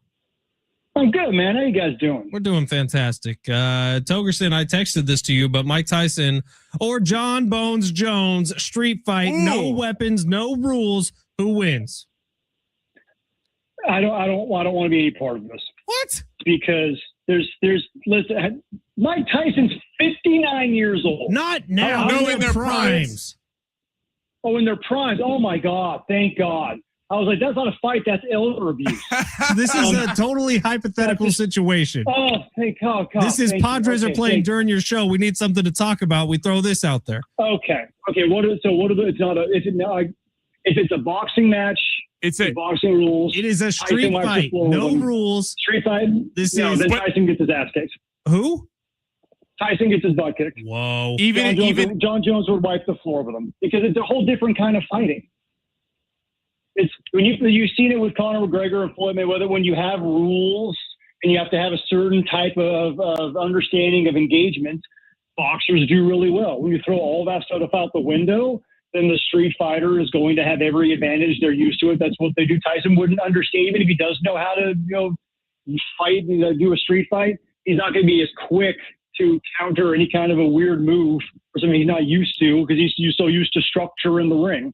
I know everyone wants to say, yeah, he'll just bite his ear, but you got to get close enough and not be, choked out to be able to do that. So no, boxers would never win a street fight, just like street fighters never win a boxing match. It's just they don't cross over and translate well. I like it. I actually think that's a very well thought out thing. Now our text line would disagree with you. Our text line says Tyson's going to win because he's going to eat the ears all the way off. And Talkback Mike has been mostly on that side as well. But it's good stuff. But remember this though, Evander Holyfield, the last thing in the world he was expecting was to have his ear bitten off. When you go into a situation where you're in a fight where there are no rules, he's going to be guarding against it. Right, but are you watching film for a street fight? This hypothetical has too many brown branches on it is a famous event, though. To Togerson's point, you would know. Sure. All right, Togs, we'll get off that. I like your answer. I find that worthy, as was said in Indiana Jones. Moving on to the World Cup. Have you been taking in any footy on the pitch? I've not watched a single minute. I've been having a blast with it. I'll be completely honest. I didn't know that I would, but yesterday I think really locked me in. There's this Viking dude on Norway who's dominating everybody. There's Lionel Messi scoring hat tricks when he's like 40, 50 years old. I don't know. Cristiano Ronaldo today didn't really have any of his superpowers, but I'm going to say, Derek, give it a shot. It's actually been pretty fun. Is there a reason you're not watching, or are you just out on it? I'm just out. I'm out on it. I think it's probably because FIFA is so insanely corrupt. I cannot justify giving them any of my attention because that means ratings for them. When you get to the point where something is going to be that hideous and evil, like the whole organization, anything underneath it, I can't get behind. I know it's kind of the same reason I don't like Gladiator because they talk in British accents. I don't like the fact that FIFA's involved, so I just don't want to have anything to do with it. Wait. You don't like the movie Gladiator?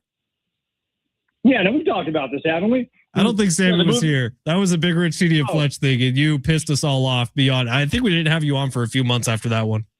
Yeah, no, I hate the movie Gladiator. I can't stand it because where is Rome located? What country? That'd be Italy. Yeah, so why are they using British accents? Because it's a cool movie, Because Derek. Russell Crowe is a bad man. Believe it or not, lightsabers don't actually exist, but it's a cool movie.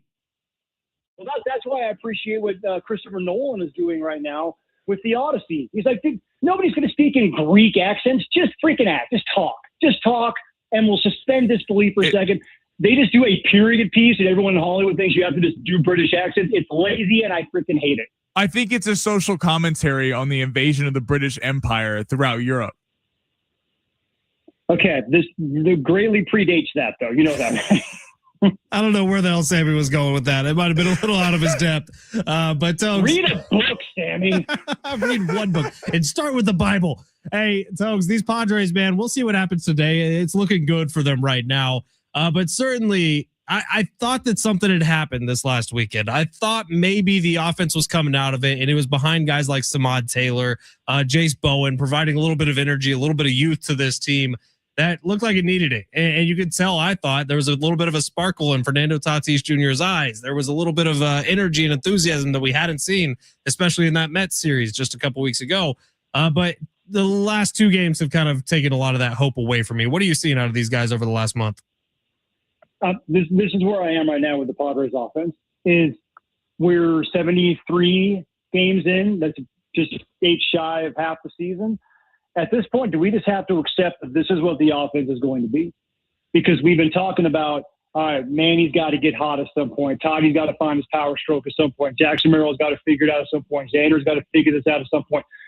And we get halfway through the year, I think you have to start asking the very difficult question to get a very difficult answer of, is this just what this is going to be for the 2026 season, especially without Ramon Laureano? I can't talk myself out of that thought, and I can't talk myself out of coming to that conclusion. So right now, this team is the worst offense in baseball. I don't know how you improve on the worst offense in baseball when everybody else around the game knows you have the worst offense in baseball, and they know AJ Preller, and they're going to be coming after some bats. So the price goes up because they know that they're desperate. What bats are even available? Is there, unless for some reason you could pry Yordan Alvarez out of Houston, there's what other impact bat truly is out there to be had on the market, and what's the actual cost going to be? So I am having serious reservations right now about what this team offensively can do, which means my guess is you go all in on pitching and run prevention, because that's really going to be your only hope, which they've shown can be a winning formula and a winning commodity. I just don't know what that means moving forward. If you get into the postseason with this kind of a team, you can win because run prevention is everything. I just don't know if they can get to the postseason in the first place with the way this offense is performing. So I got to admit, guys, I'm usually kind of the optimistic one on this. I'm a little scared right now. So if they're hanging around the NL wildcard picture here by the MLB trade deadline, you would be more inclined to move a bunch of prospects to try to get a Skubal or try to get some pitching arms, despite the offense still being kind of iffy. Skubal's going to the Dodgers. That's a foregone conclusion as far as I'm concerned. Not because they need him, but because they know that he's one of the very, very few guys who can beat them in the playoffs. So they're just going to play keep away and do the whole thing. If you can't beat him, join him and bring him in just so nobody else can have him. And then they're going to go into a playoff series going, okay, which of our two-time left-handed Cy Young winning starting pitchers are we going to have? Or are we going to go with the reigning World Series MVP or Shohei Ohtani, who might win the Cy Young Award? It's an embarrassment of riches and unbelievably stupid they would even have that kind of thing. But yeah, you have to go out and find a Joe Ryan, bulk up the bullpen, or Aroldis Chapman, find something like that where you can have enough through 3 or 4 starters to go toe to toe with those guys, and I hope somebody runs into something and hits a mistake. That's really what you're going to have to be able to do, is lean on your strength, because their weakness in the offense is so far lagging behind. You just got to bulk up everything else and hope you can stick. So how about the storyline that isn't happening right now, which we're not hearing a bunch about the Players Association and the MLB owners getting anything done? I know Jeff Passan had a tweet up earlier today that was comparing this back to the last huge labor strike, 94, and saying how familiar everything feels right now. Like, is it a little weird that we're not hearing more from the two sides at this point? Like, we're on the clock here, guys. This is 6 months and baseball goes bye-bye. I think it's more weird that we have not yet heard a vote on the Padres sale being official. That was supposed to happen last week. Right. And this is where, okay, my conspiracy theory brain and my fear of how incredibly stupid most professional sports owners are come to a head. Because I'm wondering, the second that the Padres were agreed to sell for $3.9 billion, I was actually talking to some guys in the clubhouse, and the consensus was they just handed the players the ultimate whoop and stick and leverage, because all they have to do is go to the owners and say, listen, you guys are crying poor. Peter Seidler put 66% of his revenue back into the team and showed the people of San Diego, the number 30 media market, one of the smallest 6 media markets in Major League Baseball, that they were willing to try, and they're making money hand over fist. And by the way, selling for $3.9 billion when just 14 years ago they were bought for $600 million. So all you have to do is take your revenue and put it back into the team, Marlins, White Sox, Rockies, A's, and you can flip your asset for $4 billion freaking dollars. So the second the owners saw that, they're like, we have no leg to stand on, and this is our last chance to get a salary cap. So now I start putting 2 and 2 together and thinking they're not going to vote because they don't want to approve this.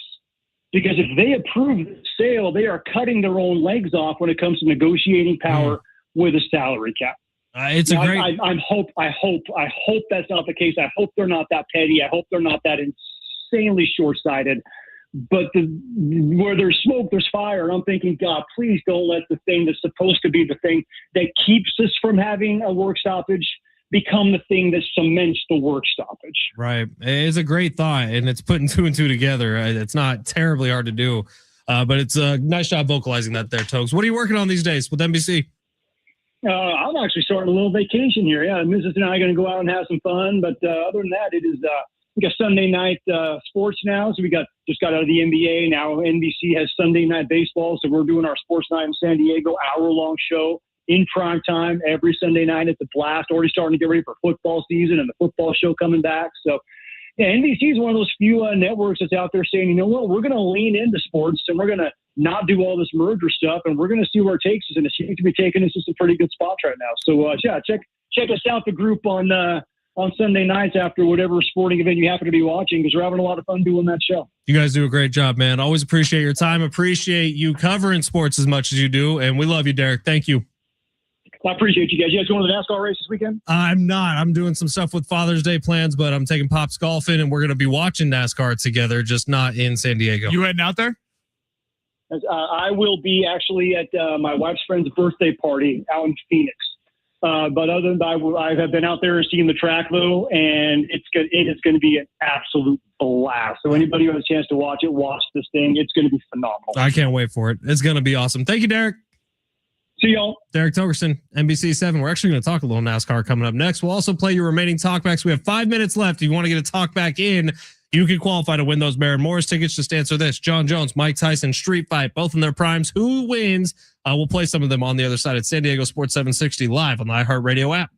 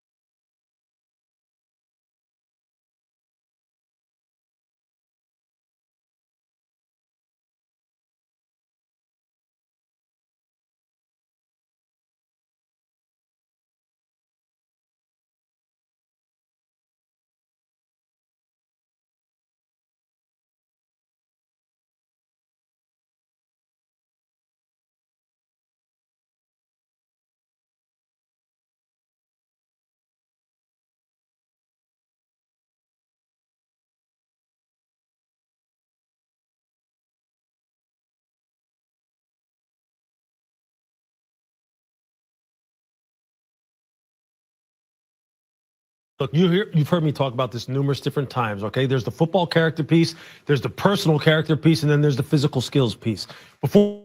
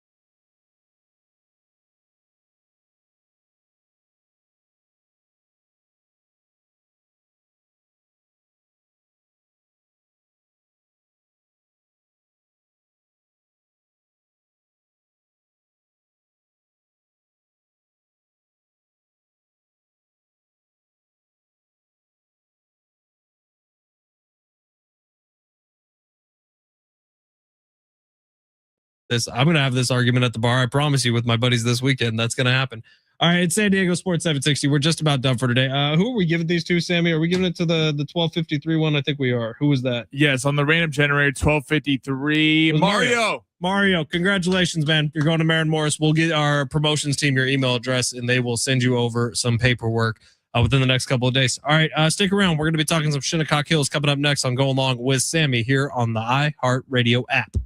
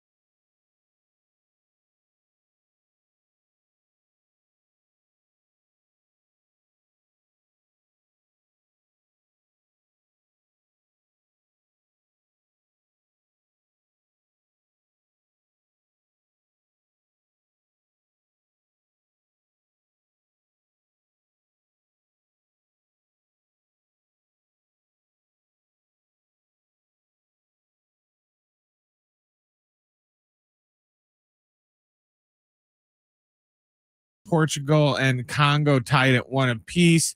And right now, England and Croatia, guess what? Tied at 2 apiece.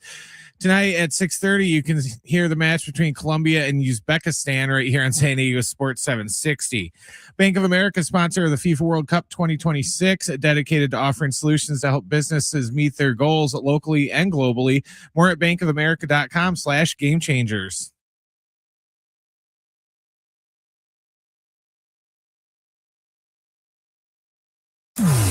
Going long with Sammy. That's going to be hot. In depth on the story of the day. Plus, it's warm in the hot seat. Now, it's Sammy Long.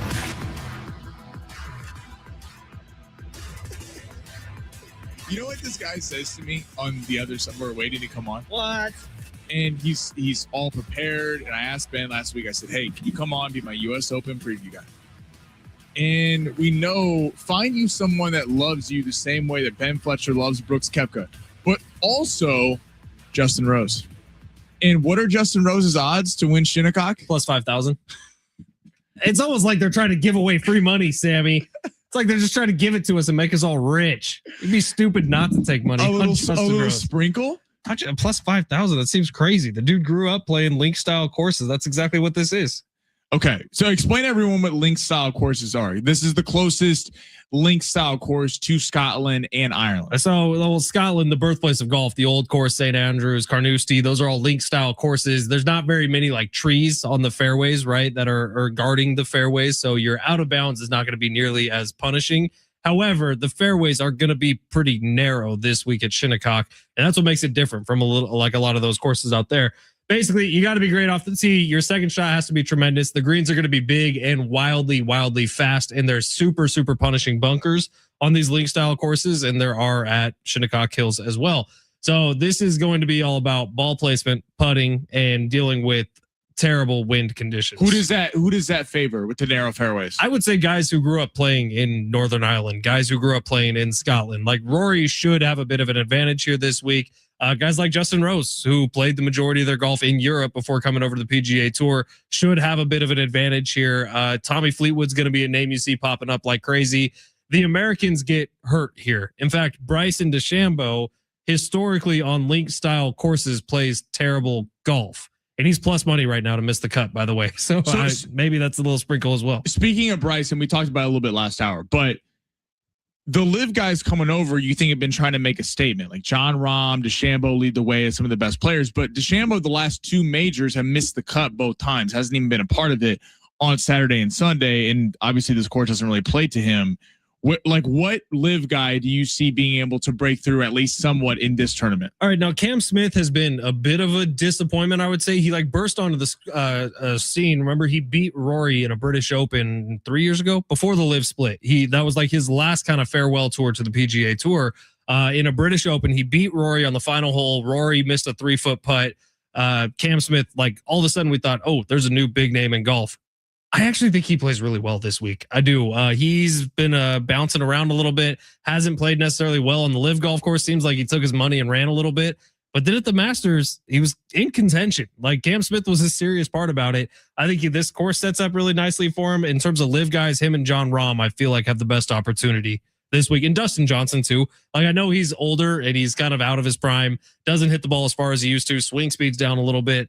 But DJ is one of those American golfers who can bomb it accurately, and that's what you're looking for on this type of course. It is too, if you're looking at guys who used to be really relevant in terms of majors. Like I know it's not the same course, but Aaron Rai, one of the longest underdogs to win a major a few months ago, 250-1. JJ Spawn last year came out of absolutely nowhere. Like we've seen, Rory gets the headlines winning the last 2 Masters, but there's been a lot of guys that have kind of come out of nowhere. What's your?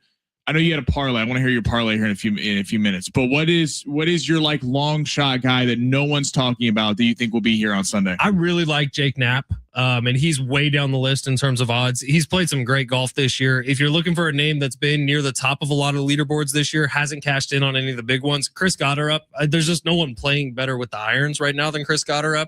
He could have a huge week. Ultimately, this is all going to come down to putting. I really think that's the entire tournament this week. Like we talked about it on our show earlier. But only 3 people in the history of U.S. Opens at Shinnecock Hills have finished the tournament under par. Like that's a wild stat. Crazy. There's been plenty of US Opens. There's 694 people have teed it up in a US Open. 3 people all time have finished under par. Last time it was there, 1 over was the winning score, and that was Brooks Koepka. And ultimately, that does come down to putting. You're going to see like tee to green numbers don't change that much tournament to tournament. It's not like these greens are harder to hit than any other tournament, but the greens with how fast they are and how hard the wind is blowing and how little there is from around the greens to stop the wind from blowing, like you're going to see putts break more because of the wind, or putts break less even if they're going downhill. They'll try to fight their way back uphill because of the 45-mile-an-hour winds that are going to be ripping past it. Damn, that's fascinating. No, you're ready. Carnage. We were talking about earlier. I love that. Like I'm very ready for. I think it's fun when you get golf. Like kind of why we like the out in Scottsdale, like the Waste Management Open, in a totally different way. It's fun when a sport like golf, because of hole 16, 16 has everyone yelling, and there's a whole kind of factor of the pressure of it. It adds a fun dimension to a sport that typically doesn't have a lot of that. And the weather in this regard is going to bring a lot to it. It's also rain on Thursday, which is going to be part of this. And rain, I actually think these guys might like to have on the course, because the rain will at least make the greens a little bit softer. Because in 2012, that might be the year. I could be wrong on that. They had one of the holes that literally the ball was flying off of it because of the wind, even after it come to a dead stop. That's so. And Thursday, speaking of Scotty, the favorite, Scotty's gone off to some terrible starts this year in basically every tournament. He won one tournament in January, and that's been it. He's had some of the best numbers of any golfer this year on the tour on Saturday and Sunday, but his Thursday numbers have not been very good. And you made the point earlier about maybe he's got a big family now. Maybe he's not as locked into these courses on the week leading up, and then it takes him a minute to kind of adjust to it. But he's the favorite. We both kind of had a problem with that sound he had of, he's like, the Grand Slam, the possibility of winning a Grand Slam this weekend doesn't really motivate him. Feels like kind of a weird thing to say. And we've heard quotes like this from Scotty before, where he's like, what do you say? He's like, I don't love golf. I like golf. It just seems odd for a guy who has all the talent in the world to be up there as one of the greatest golfers of all time. And you don't like necessarily see that killer instinct, at least on the microphone before the tournament. 6 men in the history of golf have the career Grand Slam. That's it. Right. Like that's an unbelievable honor. How does that not motivate you? I do question sometimes how much Scotty even wants to be this guy. It almost seems like he tripped into something that he's really, really great at, and he's going to use it to make money for him and his family for generations to come. And look, if that's it, I got no problem with you, and that's fine. And you're doing a hell of a job at it. But how can it not motivate you, especially a guy from the United States? Like US Open is pretty paramount. When I'm ranking majors, I go Masters 1, US Open 2. I know some people have the British Open up there. I don't. I just think the US Open is more impressive. I think it takes more to win it. I think the USGA is kind of like Will Ferrell on comedy sets. Like he wants to make it hard on you. The USGA is trying to kill these golfers by making the course conditions as impossible as they can be. And they've overgrown the rough. They've made the fairways narrower. They've taken out every tree that's close to this place so the wind can rip. Like, how can Scotty's competitive edge not jump up a little bit and say, oh, this one would mean a little bit more on his home soil? I question the competitiveness. I'm with you, because it's like, right, you said 6 players ever. I mean, you also just watched Rory go back to back at the Masters, and Rory's joining he already was an upper echelon, but now is really making a name for himself as an upper echelon player of all time. And then that's a whole conversation we'll get to next year if he's able to three-peat the Masters. It's been a minute since Scotty has defiantly won a major and been like, no, I'm the best golfer in the world. You feel like, given the live guys are coming back, they're able to play in the majors, and Rory's been on a little bit of a tear here, you feel like you would want to establish that. But I mean, I guess it's just not Scotty's personality. All right, you had a parlay you were going to give out earlier, which I'm very excited to hear. I want a parlay of some best bets, and I want your winner this weekend for the US Open. Justin Rose plus 5,000. No, all right. My parlay for a top 10 finish. I got 3 names for you, and it's going to be Brooks Koepka, top 10 finish. Not just because I love him, but because he's historically played this course well. If you say Chris Goddard, Brooks Koepka, and Justin Rose, no, those are not my 3. But Brooks Koepka is going to finish top 10 at this. He's played historically great in U.S. Opens. He is that competitor who says if it's on U.S. soil, I want it. Despite the hand injury last week. Correct. Even with it, I'm fine with it. Okay. Cam Young, top 10 finish. I think he withdrew. Brooks withdrew from the RBC because he knew he needed to get ready for the U.S. Open. Cam Young, top 10 finish. He's been playing some of the best golf of anybody in the country this year, but he doesn't have that signature win, but he has a lot of top 10s. And Tyrell Hatton, my brother from another mother. People say we look alike. He's going to get it done this week. I like that. Okay. If you want a fourth, Shane Lowry is going to make some problems this week. I've been reading about Shane Lowry because you mentioned it in the break. It's like he plays very well in the links courses. Plays great in majors. Okay. And he's always been a good major player. And this style, of course, just sets up perfectly for him. All right. So Ben Fletcher, who is winning Shinnecock, the U.S. Open? Dude, I think it's going to be a name we're not talking about. I really do. I'll give you a couple. I'm not going to bet on who's going to win this. I know that seems sacrilegious. If I was, it would probably be Justin Rose, completely honest, at plus 5,000. But it's going to be a guy. In all seriousness, those are good odds for a player who's been knocking on the door for the last couple of years. And Justin Rose could easily win this tournament. But like a Alex Fitzpatrick, a Robert McIntyre, someone in that plus 6,000, plus 7,000 range is probably going to get this one. If I was going to be putting money down, it's going to be on a Scottish and English or a Irish player. So Shane Lowry fits the bill for me as someone I see finishing top 10. Shane Lowry could get the win this week. If you were going to hold my head to it, I'm going to say Shane Lowry is my winner. Shane Lowry. And it's going to be a huge upset. His odds are probably fantastic. Okay. All right, San Diego, you heard it. Shane Lowry. We're going to hit a little sprinkle there. Ben Fletcher breaking it down, destroying the golf world. I thank you for staying after. Hey, Padres won, dude. They won. You get to have some fun. The Padres. Well, I mean, yeah. I don't know if one of three is fun for the series. I think it's good for today. They salvaged the series. The offense came to life. They have 14 hits in the game, Sammy. You got to celebrate the little things. All right, we're going to get to that a little bit on the other side. Plus, I got a World Cup expert coming on at 2:30 to tell us what the hell happened with Cristiano Ronaldo and if the U.S. can actually go far in this thing. Ben Fletcher, I will see you tomorrow at 12, my guy. And we'll be back on the other side going long. San Diego Sports 760 live on the iHeartRadio app.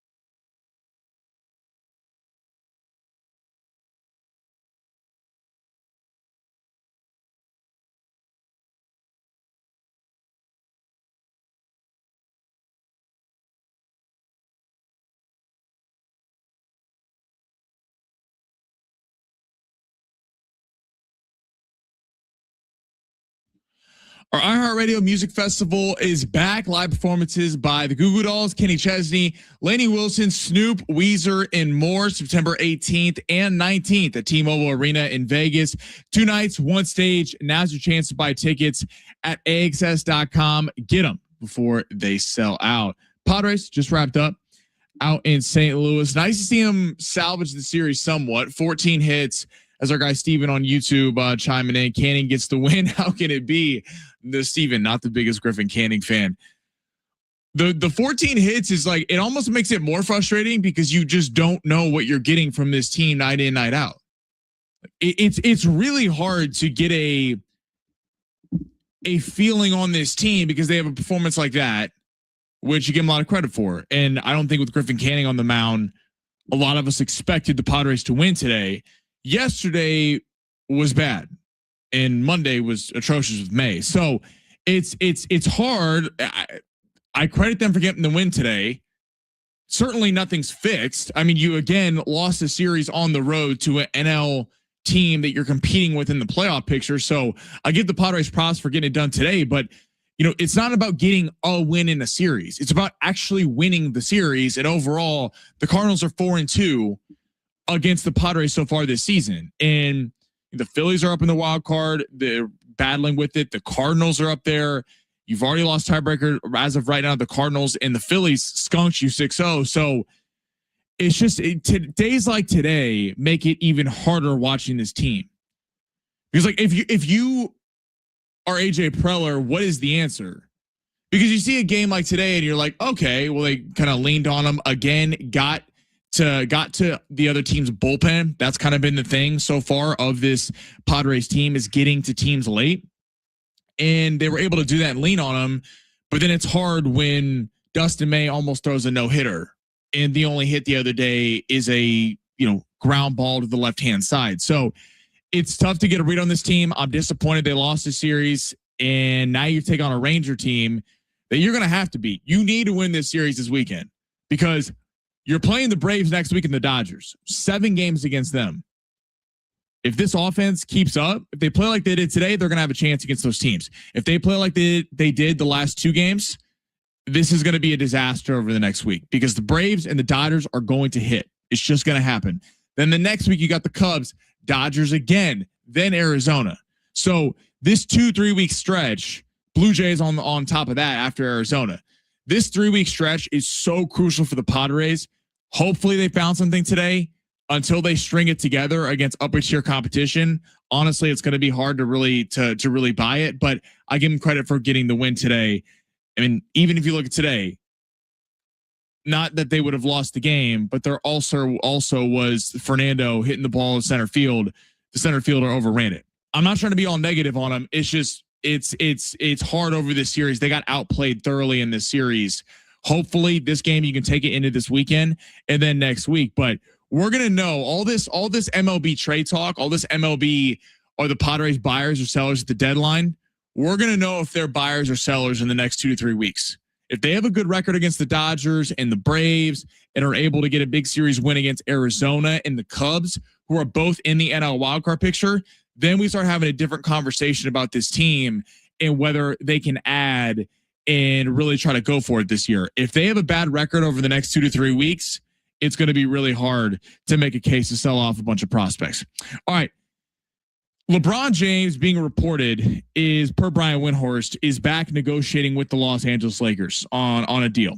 Now, they're in active negotiations, said that the Cleveland Cavaliers could come into play if the Lakers are not able to come to an agreement with LeBron James. So then the Cavs come into play, and then the Golden State Warriors. Mark Spears today was on NBA Today and had this to say about who the Lakers are going to add to hopefully get back in the championship picture.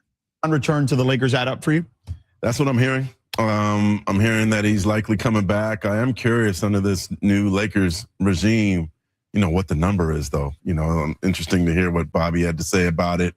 And also I'm hearing that one of his old teammates from Cleveland, Kevin Love, could likely be joining the Lakers too. Oh, maybe that's a golf recruiting trip they're having right now. Unrestricted free agent, rejoining his old buddy. Yeah, and so I could see that those two guys being reunited there. No. What is going? That clip, when I hear, oh, well, he's friends, I don't care. We're not hanging out on the weekends. We are running a basketball team. The Los Angeles Lakers. LeBron James is 42 years old. No one needs Kevin Love in his upper 30s to come and save the Lakers. Has the Walters Group been watching? Has Rob Pelinka been watching what's happening around the league? Young, talented players with depth. That is what wins in the National Basketball Association now. Not doing a retirement tour with LeBron and Kevin Love. Like, we have seen what happens when the Lakers go all in to get LeBron's friends. Look what happened. Russell Westbrook, absolute disaster in Los Angeles. That team was atrocious to watch, filled with veteran players with Russell Westbrook and Carmelo Anthony and Rajon Rondo and a bunch of guys way past their primes. It was probably the least amount of fun I've ever had watching Laker basketball. It's kind of like, if we compare it to the Padres, it's fun with the Padres seeing Samad Taylor and Jace Bowen play. Not that there are going to be some unbelievable all-stars, but I'd rather watch the young kids play and have an opportunity to grow into something versus a bunch of aging veterans who we know who they are. Kevin Love cannot be an answer. I'm open to LeBron James coming back to the Lakers if on a manageable deal. Look, LeBron is still playing at an extremely high level. He was the best player in that series against the Houston Rockets for the Lakers, minus Luka Doncic. And to LeBron's credit, he did take a backseat to Austin Reeves and Luka, and it really worked in that month of March before Luka and Reeves both got hurt and the train kind of got derailed off the tracks. But negotiating, if this deal comes in above $15 to $20 million for one season, it's a joke. He cannot make a max level salary. Will I think he'll be making that? No, because they're negotiating, but he clearly is not going to be taking a vet minimum to stay in Los Angeles. And if part of this is now we're getting his friends, we're getting Kevin Love. No one wants Kevin Love. This is not 10 years ago. I mean, I saw this, Brian. I went through the roof. This cannot be.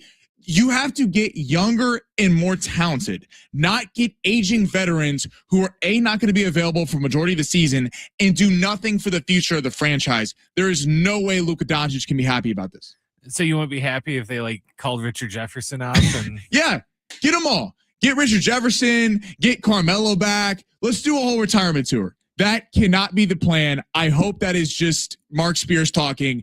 If it is, you're going to hear me ranting next week or 2 weeks when they end up free agency gets going. All right. On the other side, World Cup insider, my guy, Coleman Clayton, covering the World Cup out there in Chicago. Had him on a week ago. We're going to ask him what the hell happened with Cristiano Ronaldo. Is Messi due to repeat? Plus, is America poised for a much deeper run than expected? That's on the other side. Going long, San Diego Sports 760, live on the iHeartRadio app.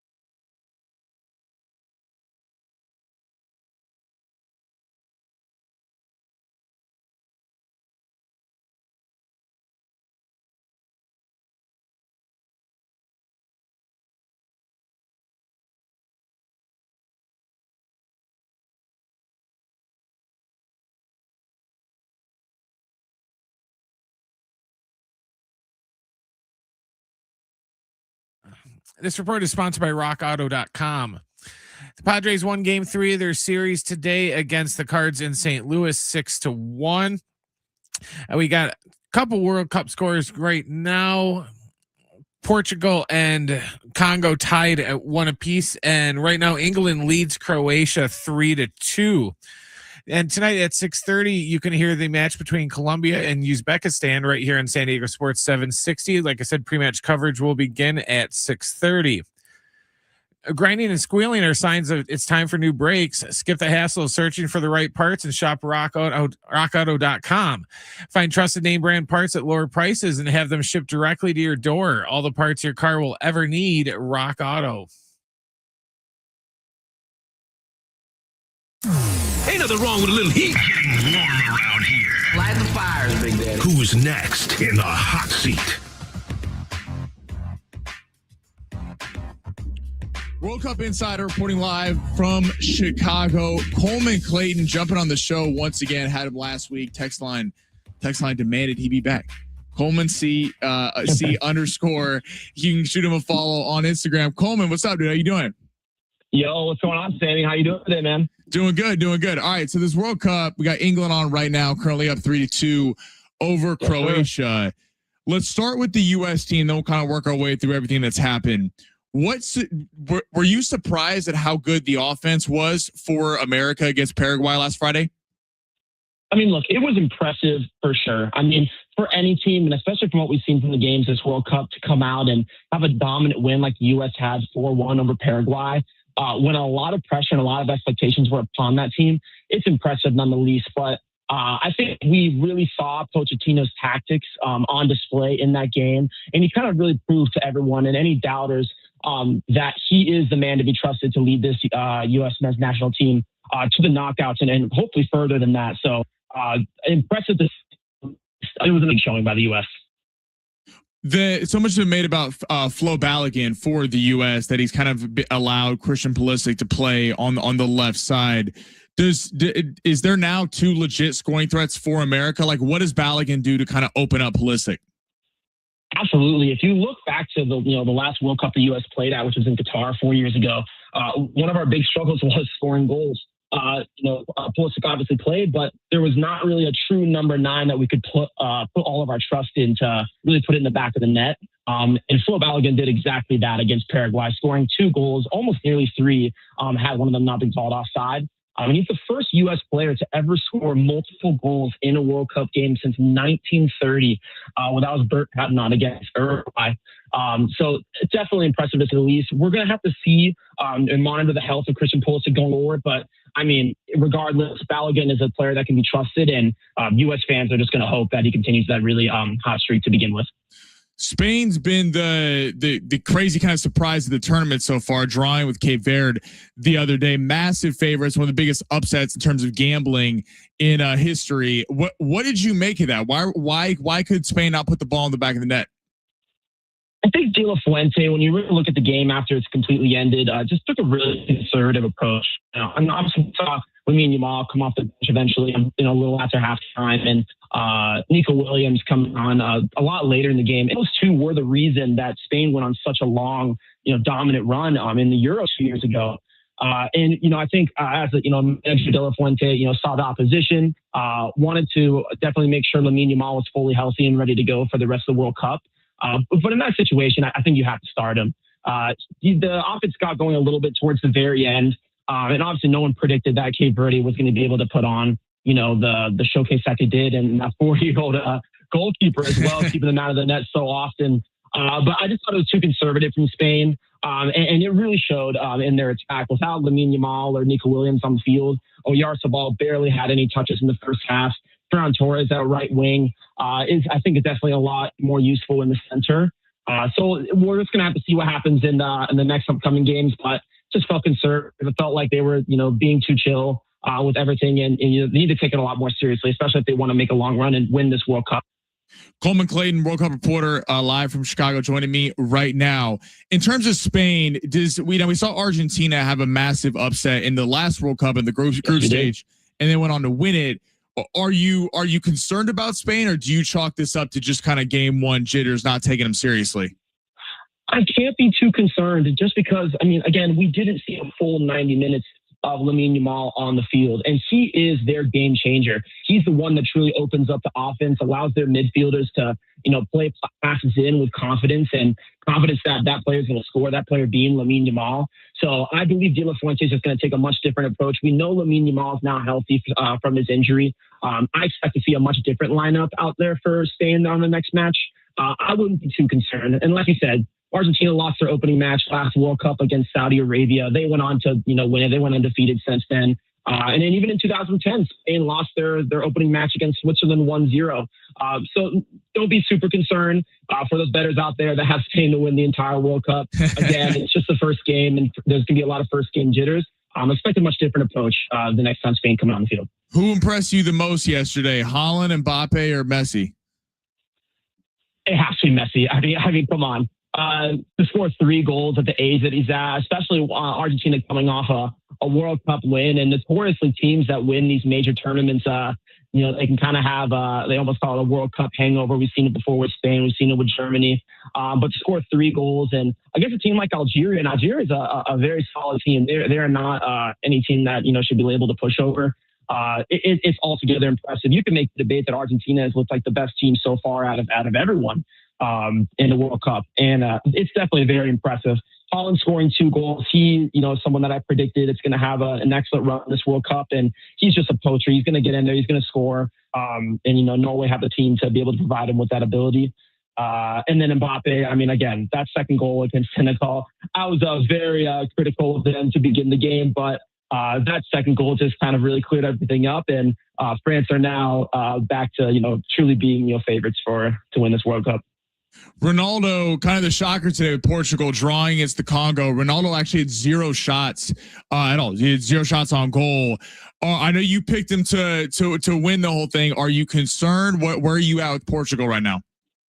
I think it's the same thing. I mean, obviously there was some things that really concerned me in regards to Portugal. They have such an amazing midfield, like I said on the prior show, and I really expected that, no matter who they had in attack, that midfield was going to carry them far into the World Cup. And it just seemed like there was a lot of, I don't know if it was chemistry issues or communication or just Congo maybe even playing, an incredible back line and preventing a lot of that from going through, which happened a lot of the time.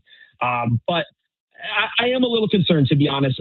When you watch a player like Harry Kane, who we're watching right now against Croatia, I mean, that's the best striker in the world. And what makes him the best striker in the world is that not only does he have the ability to finish anything that comes across him, but at the same time, he tracks back, he helps out the midfield, he starts the attack, he finishes the attack, and that's what every striker should, aspire to be. Obviously, CR7 is not Harry Kane's age, but I think Portugal need to go back to the drawing board and either adjust, where they place their midfield and how Bruno Fernandes is going to move around in that center position.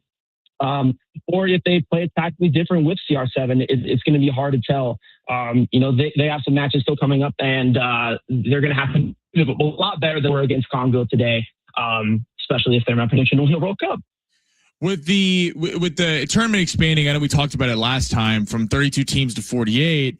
I know you and I are both kind of skeptical, like, are you just going to have more countries in here, kind of lambs for slaughter for some of the upper tier countries? But certainly with Cape Verde, taking Spain to a draw, even Jordan last night ended up losing to Austria, but kind of pushed them, was very unexpected. Have you liked the tournament expansion so far? Yeah, absolutely. I mean, all these teams have showed significant fight. The card even drawing with Switzerland, Haiti only losing 1-0 to Scotland, Australia also beating Turkey 2-0. Like, there's a lot of teams that are in this World Cup. Obviously, we expanded to 48. And a lot of them, it's really beautiful to see our season opportunity to just leave everything out there on the pitch, because a lot of these countries don't know the next time they're going to be back at the World Cup or even if they're ever going to be back again. And that's a really cool thing to see. So, I mean, like we talked about in the first show, we're going to see more, Cinderella runs this World Cup. It really does feel like it. It feels like we're going to see some teams that, really leave, our mouths agape and surprise us all. And I think that's just the most amazing thing about the World Cup, and can't wait to see who it is. There's a lot of teams that I see already that have the potential to do so. No one's safe. No favorites are safe. It's going to make for a really exciting rest of the World Cup. You mentioned how Argentina has probably been the most impressive to you. Other than them, what team have you kind of had your eye on so far throughout the first week of the tournament that has kind of surprised you in a good way? In a good way. I mean, no other team won 7-1 against their opposition in Germany, beating Curacao by that scoreline. Again, yes, it is Curacao. However, like I said, we've seen a lot of these smaller nations put up amazing fights against these, European giants and South American giants. So definitely they're a scary team to watch out for. That attack of Havertz, Wirtz, and the defense of Kimmich, and it's just an extremely well-rounded team. Led by Nagelsmann. I think that they're just going to be, a really scary team come the knockouts if you're across from them. Other than that, I mean, Argentina, but I think every other team has really showed weaknesses as well. There are sides to each one of these teams that leave a little bit of doubt, whether it's in their defense or whether it's their offense or just communication as a team in general. I look at teams like Brazil, and I really wonder, after their draw against Morocco, what's going to happen in the games to come. If we'll eventually see Neymar, or if they're going to end up picking up the pace a little bit, especially a team that I expected to beat Morocco pretty easily. And the Netherlands as well. Yes, they did face Japan, but it's another team that I think I expected to be a little bit more convincing out there, and I just didn't see it. So, but yeah, Germany's probably the team that I'm looking out for the most to make some noise. Coleman Clayton, go shoot him a follow on Instagram, Coleman C_. Go give him a follow. They're covering the World Cup live from Chicago. Yes, thank you, brother, for jumping on today, dude. Thank you so much, Sammy. Later, Coleman. We'll talk soon. It's our World Cup insider, Coleman Clayton. Yeah, this is it has been a really fun World Cup. To all of his points, like I've gotten really into it. I feel like there's a buzz about the World Cup. Maybe it really is just because America is performing better, in that America actually seems like a team that, I know it was one game, but could actually go on a little bit of a run here. Whereas the last World Cup, they had 3 goals total. They scored 4 last Friday. I mean, maybe not the biggest soccer fan, but when they are scoring, it's a lot more fun to watch. And it does feel like some of these Cinderella teams, the expansion from 32 to 48 has been fun. Like Cape Verde putting up a fight, Jordan putting up a fight last night. Coleman mentioned Haiti, losing by 1. Like some of these teams have really surprised, and not just, they haven't just expanded to expand. These teams have actually come to compete. Maybe it's some of these top countries taking them lightly, but I've had a lot of fun. And England currently up on Croatia by 1 goal right now. We'll see if England can, and the Brits can hold on. We got Mexico tomorrow night, which we will have on this station, and then America at 12 o'clock on Friday. We will have no shows, be airing the U.S. men's national team against Australia. Coming up next, crossover action. John Schaefer, Alan Slewa going long. San Diego Sports 760 live on the iHeartRadio app.